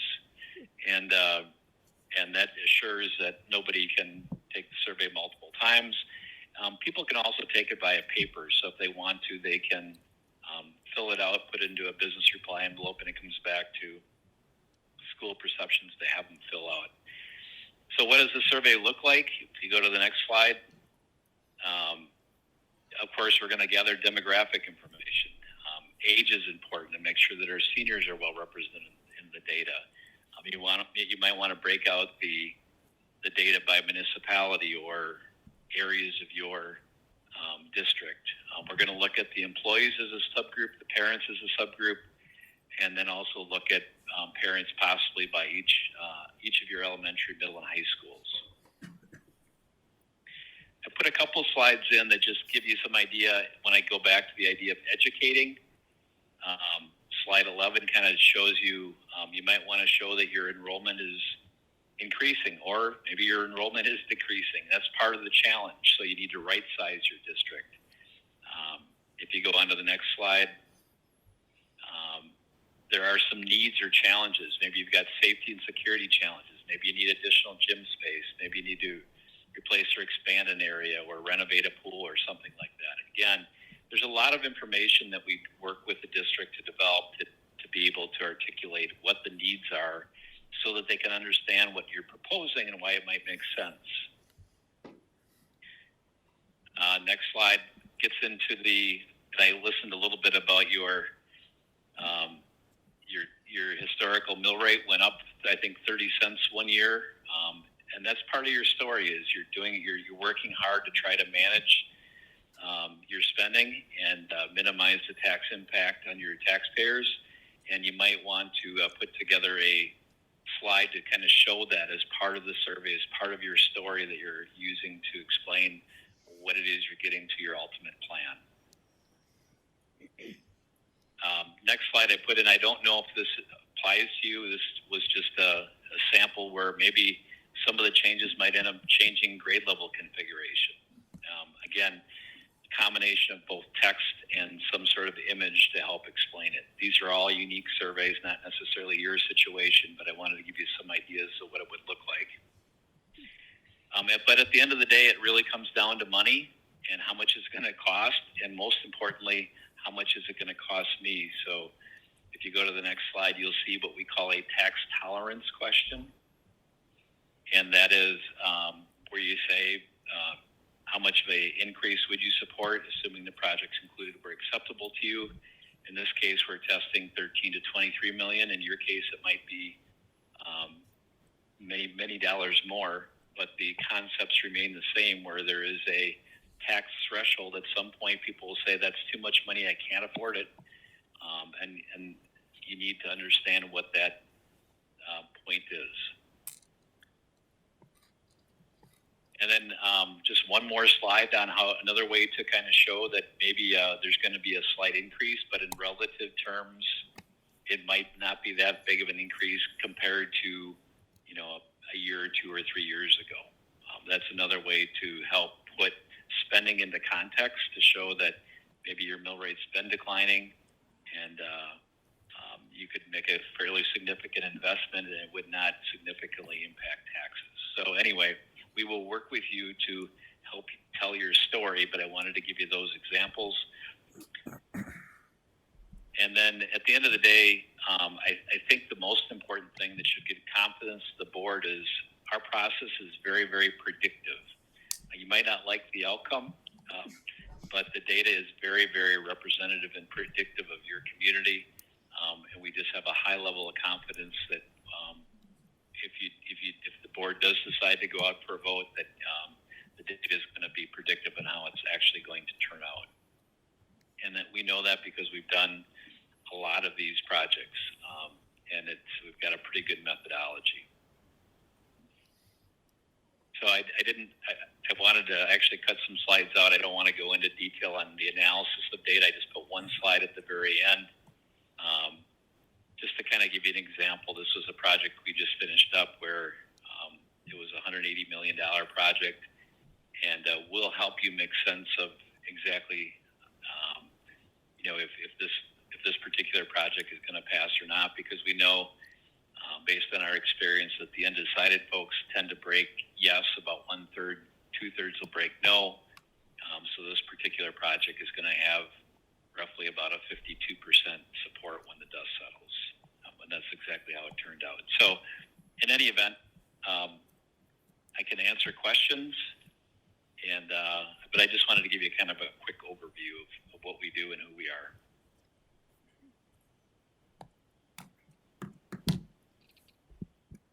Any questions from the Director Beck?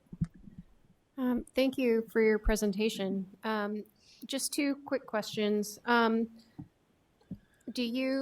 you able to translate this into other languages to send to households, or people can fill out online in other languages? Yeah, it's funny. Tonight I just sent out, as I was watching your board meeting, we're doing another large district that's surveying in both Hmong and Spanish. So yes, it can and is translated, and our software can support multiple languages as well. So if you want to have it available online in multiple languages, we can do that. Or if you want to make paper copies available in multiple languages, we do it both ways. Okay, and then it was my understanding that this would be something that we're surveying the entire community, and I don't know if this is a question for you or the superintendent, but I know we have a lot of people who rent where they live around here. So, property tax might not be their biggest concern, but they still may have concerns about the school buildings. Is that something that you've done before as well? Yeah, so those people would receive a survey as well as the folks who own their own property. And then I would probably argue that the renters still pay tax, although not directly, but indirectly through their rent payment. So, and they also are going to vote. So you want to make sure that they are included in the process. Thank you. Director Kleindrum? Would the survey go to a household or every adult in the household? Good question. So it goes to every household, and then in the survey itself, it will say if there is another adult eligible to vote in the household, please contact the district for an additional survey. So when the surveys get printed, we do create extras. We find that, and you will get some requests for additional surveys, but not a lot. But there are people that say, I'm married, my wife and I either agree or we don't agree. And we are passionate about this issue and we want to participate. So that they are available, but we just need to be able to control that nobody's going to take the survey 50 or 500 times. So there's they do need to request one, and then they will be given one. Thank you. Any other questions? I just want to clarify this because I know people watch bits and pieces of our meetings. This is a fictional survey that he is giving us an example of because it referenced high school in here, and I just want to make sure that everyone watching and reporting on this is a fictional survey. These are not necessarily the questions that will be on ours, and that it will go to every household, whether you have kids in the district or not, every household, so no one can say they were left out. And they have the option to mail it in as well as to go online and fill it out. That's right. And we have not started working on your project yet, so we do not know what it's going to look like. So these are just examples. I just had to get that out there because people like to jump to assumptions. Any other questions? Seeing none, thank you very, very much for sticking around and hanging out on the phone with us. Hopefully someday we'll get the Zoom thing going here so we can get stuff figured out. Sounds good. All right, thank you. All right, thank you. Have a good night. You as well, thank you. We will move on to subject 11.06, policies for board's first discussion. Do you want me to? Oh, I'm sorry. I will turn it over to Director Beck, who is chair of the policy committee. Okay, so the only two we really need to actually talk about are the two listed in 11.06. These are first discussion. I'm going to start with 402.12. That is the release from contract policy language. And actually, I believe Jamie put together this language. In the past, we've had this language, but we haven't always had it as clearly outlined. So this is the policy that says if an employee breaks a contract after a certain date, what can potentially happen. So can you just give us a brief summary of what this says? Sure. So basically it moves up the date a little bit from the original board policy. So we do struggle currently with getting resignations at the end of July, beginning of August, and trying to staff those within 2 weeks for students coming back to school. So this moves this up to June 15th. And then there's also a $2,000 fee to break your contract. And that $2,000 is really to help cover for the additional advertising and work to find a replacement. So there's a little bit of skin in the game to keep that contract because it really hurts our students and our other staff when people break their contracts. So at this point, I'll open it up. Are there any questions on this policy? And just to clarify for anybody who might be listening, the potential financial penalty for breaking contract after this date, how is that assessed? As far as how it gets paid or what the amount? Yes. How does that get paid? Sure. So it would have to be through a payroll deduction, and in order for that to happen, TJ and that teacher that's breaking their contract would have to sign an agreement. So basically, TJ or the superintendent wouldn't approve it unless the teacher allowed payroll to take that deduction. Okay, and just to clarify for anybody who's listening, this is if a person breaks a contract close to past June 15th, basically, because then we only have a couple months to fill that position. We've already budgeted for, and the person's already said they're coming or they're going to be with us. So, okay. Anything else? Mr. Potts? Was there any conversation amongst you about certain circumstances that this might be waived? It's really at the discretion of the superintendent.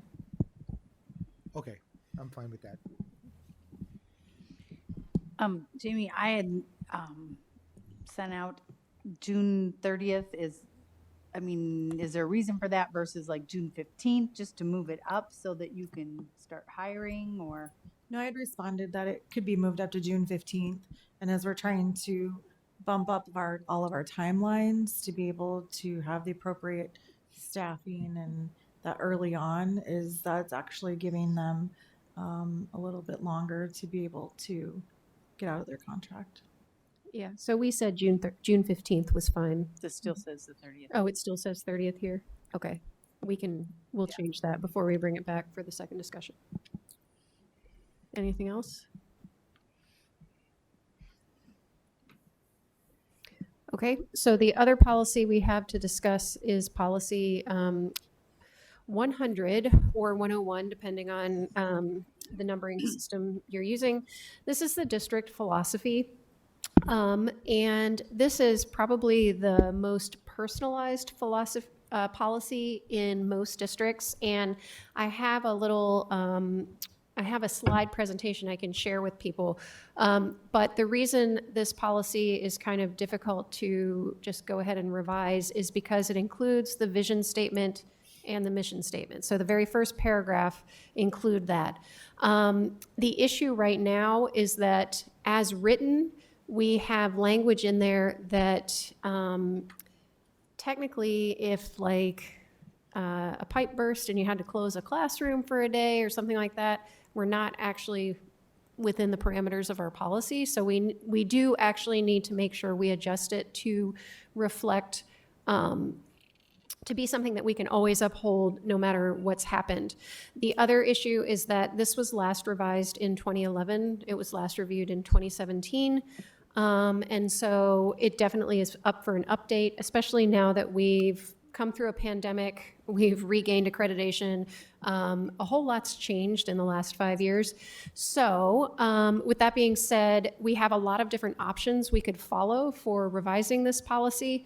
And so this is a good opportunity for us to ask for board input onto how we want to go about and do that. As policy chair, and the fact that this is sort of a personalized policy, but it speaks to what the whole district sort of stands for, my personal recommendation would be to include our LCAC committee in revising it, just to make sure we're getting some community input there. But it is the committee serves at the pleasure of the board. And so it is really up to the board how to proceed about revising this policy. So I guess I'll open it up for discussion. As a member of the policy committee, I do not want to see this go to another committee before the policy committee has had the opportunity to sound and go through this. That is what the policy committee is for. And we have not discussed this at all at any meeting. So other than it was kind of brought up that you were looking at it with another committee. So I believe it should stick with the policy committee, at least for the first round and discussion. Anyone else? Mr. Potts? Well, I guess that, are you suggesting that a wholesale rewrite, or are you suggesting editing whatever portions in here you think we wouldn't be in compliance if we closed the classroom for something? My personal preference would be to wholesale rewrite. I can provide some examples of other districts' versions of this where they have the IASB template policy. So there's an IASB template as well.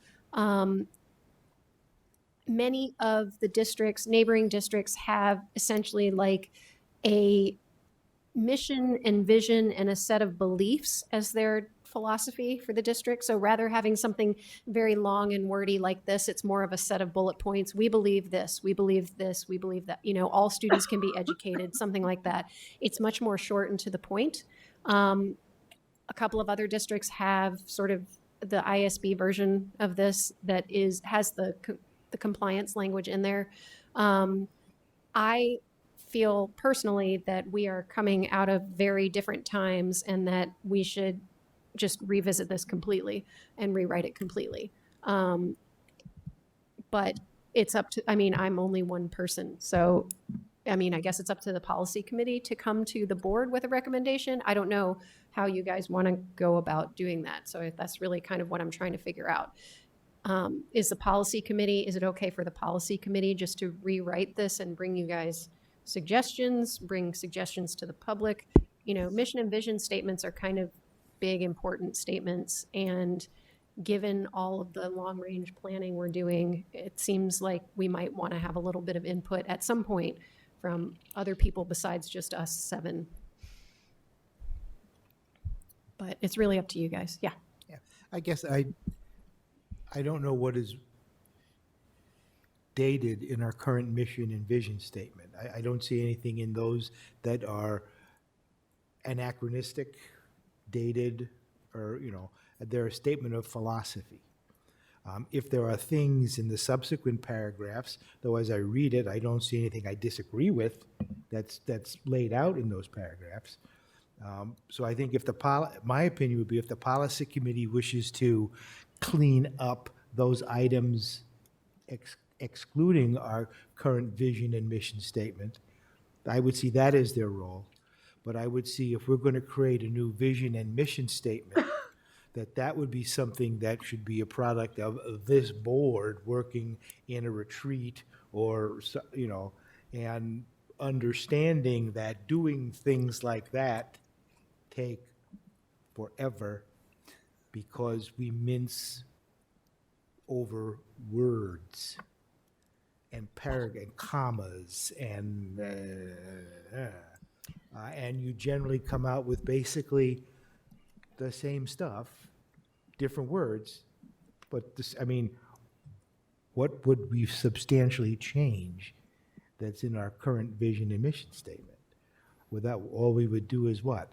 Move the chairs around on the deck, in my opinion.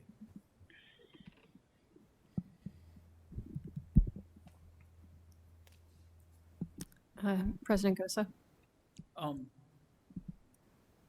of in line what you were talking about, would the flavor of the board be to have a workshop on this? Because obviously we need to revisit if it hasn't been done in so long.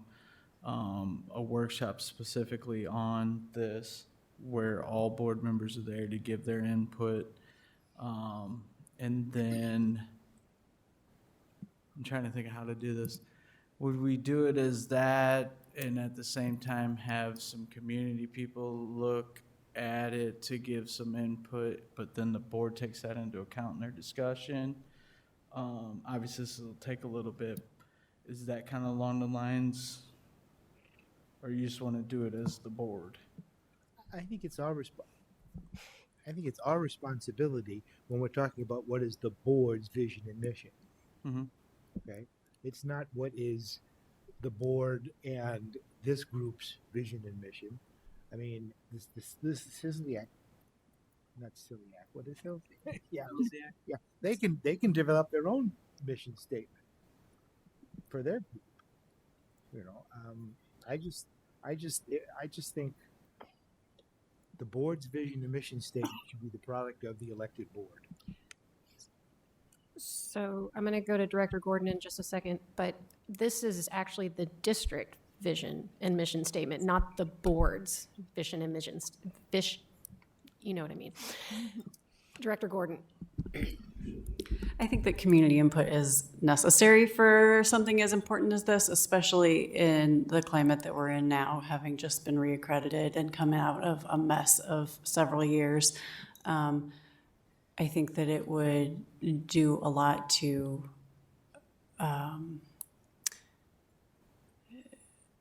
show that we actually care what our community and our district, families and students feel about the district and what they think that our priorities and mission should be. I think that we have to take those things into consideration because, yeah, we're the final say for it as the board or the policy committee is or whatever, but in relation to students and families, we're just a bunch of old people that we just are. We need to hear what the future of the district is seeing, that they, like, what is the path? What is the vision that the students and their families and the teachers and the staff and the people that are day to day in it, what is their vision? Because if we're not taking that into consideration, then we're not really doing our jobs anyway. That's my 2 cents. Director Hayes. I agree with that as well. Even with our citations, we needed more community involvement. And in going forward, I think we should just stay on the right track. And since it is district philosophy, everyone in the district, you know, we need to hear that and see what they have to say. Although with our mission and vision, I do feel that that's board responsibility, but we owe it to our community to hear them out. Okay. Director Postron.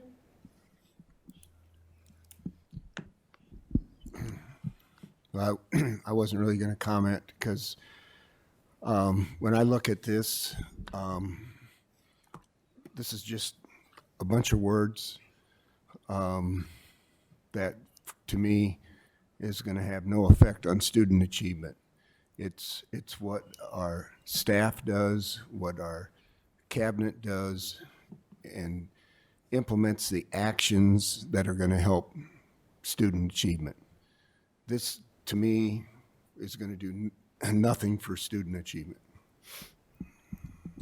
Can I ask, if this were in a different format, are you recommending that we not worry about the mission and vision statement and that you don't think it's important for anyone? Or is it just in this current form, it's not a useful district philosophy? No, I'm just saying, I don't have any problem with what's stated here, and I don't think we need to spend a lot of time on this, because again, just a bunch of words on a piece of paper, is not going to do anything for student achievement.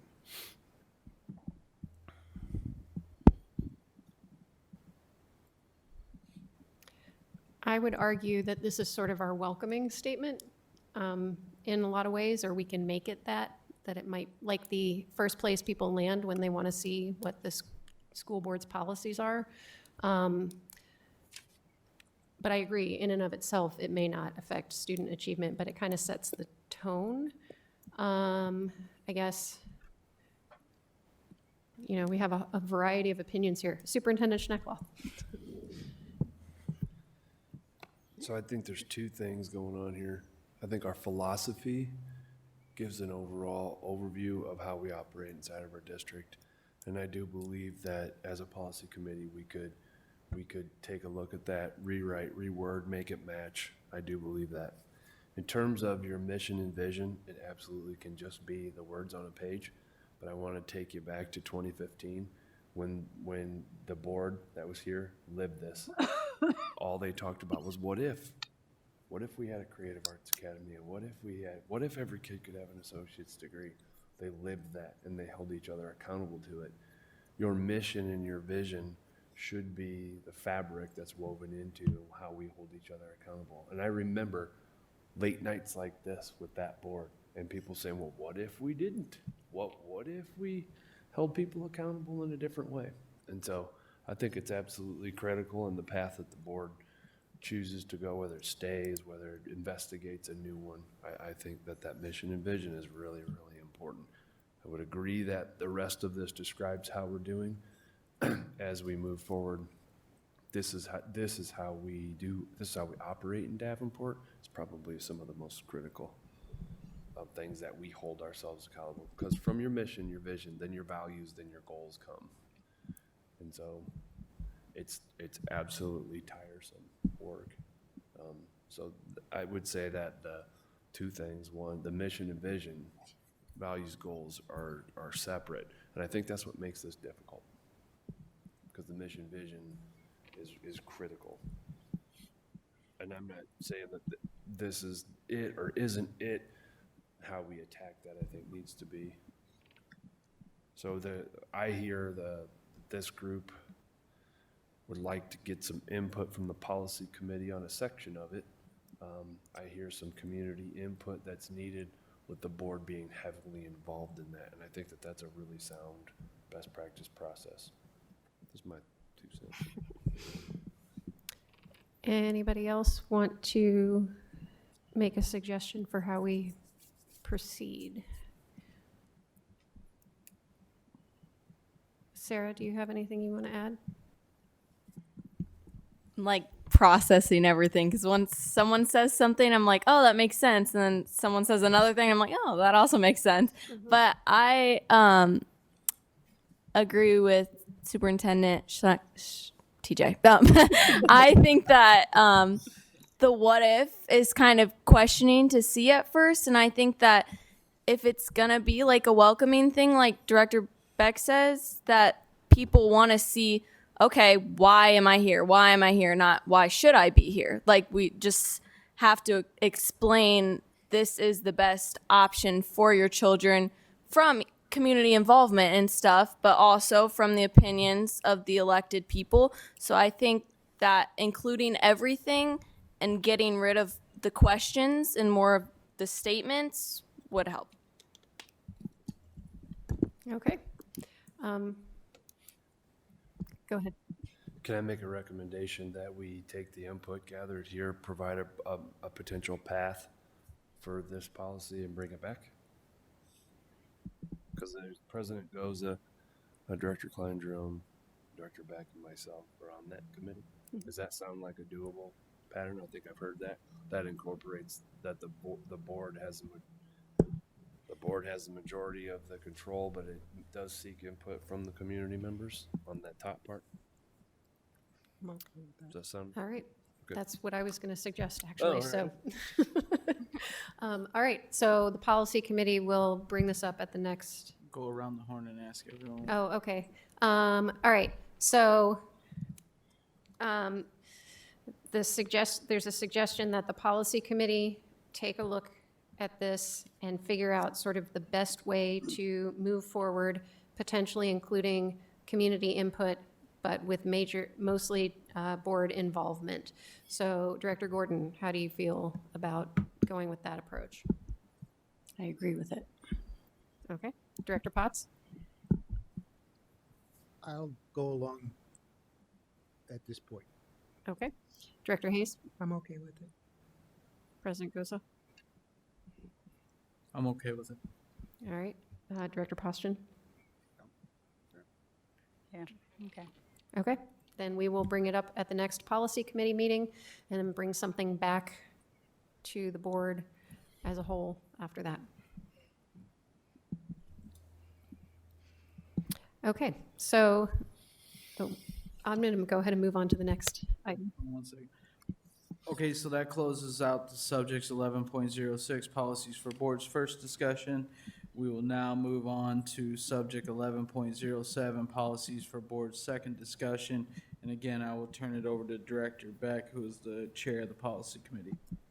So we have a number of policies here. I'm not going to read through all of them.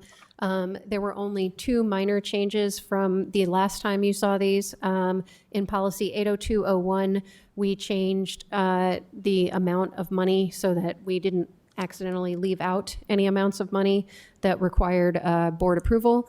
And then in policy 80207 on energy conservation, we took Josh's advice to describe more broader temperature control rather than just increasing the temperature. But everything else is the same, so I will entertain any questions on these policies.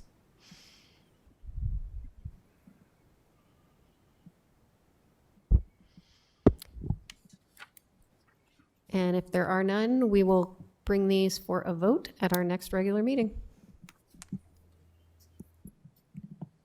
Thank you, Director Beck. All right, we'll now move on. Administrative reports. Not at this time.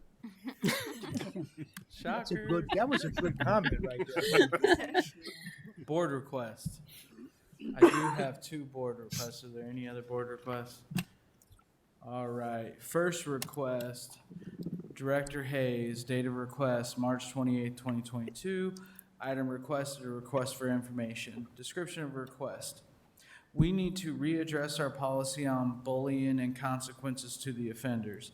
Why are you making this request? This bullying in the district has gotten out of hand. When would you like this ASAP? Is there a second? Second. Thank you. Second board request from Director Beck. Date of request 3/28/2022. Item request is request for information. Description of request. Please survey, scientifically or not, users of the district website and determine if we need to make it a bit more user-friendly. Why are you making this request? Myself and others have mentioned that the new district website, while a vast improvement in aesthetics, is difficult to navigate and does not seem accessible. We need to put our best face forward. And when would you like this? As soon as possible. Is there a second? Second.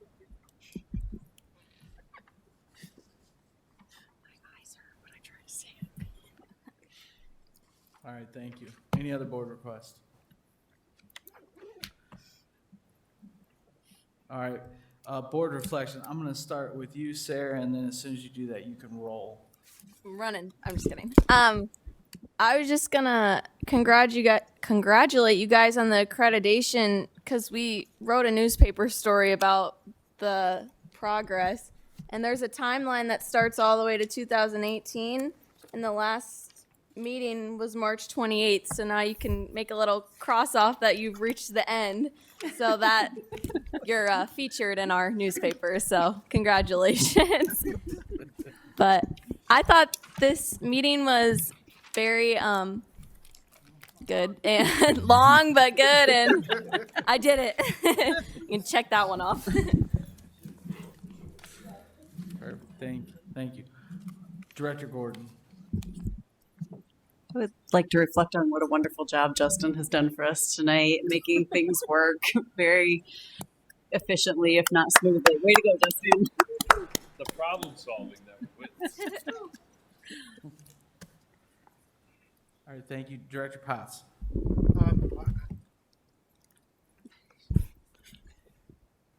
I would say the report we got on the survey we're going to do, because that survey is going to probably be the most extensive dip test on the community that this school board has ever done. And the results of that are going to really help us move our facilities plan down the road. Thank you, Director Hayes. I enjoyed the in-depth discussion about the AP classes, and I was also moved by the second grader that came and just kind of shared her feelings on what a typical day was like for her, that she had the courage to come forward. Thank you, Director Klein-Jerome. I want to take the criminology class that they're offering. I'm like, wow, what an opportunity for kids to have that experience. I also like the AP discussion. I'm not sure that 100% of the board is 100% where it's going, but we're willing to give it a try and see a year from now, was this a good move or not? But it was a good discussion. Thank you, Director. Thank you, Director Postian.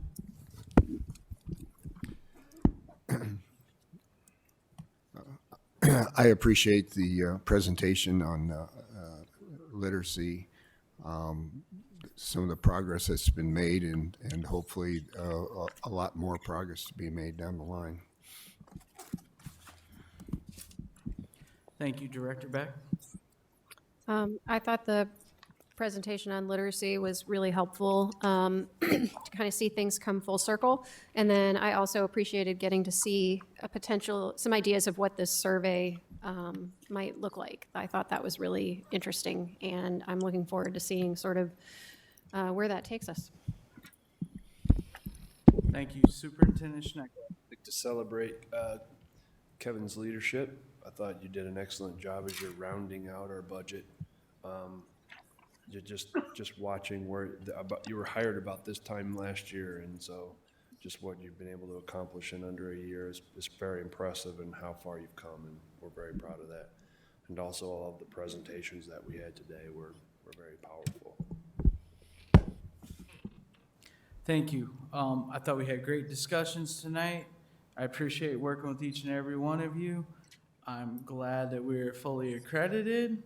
And thank you again for everyone for your hard work and dedication to the district, from the board to the superintendent to the cabinet to all employees.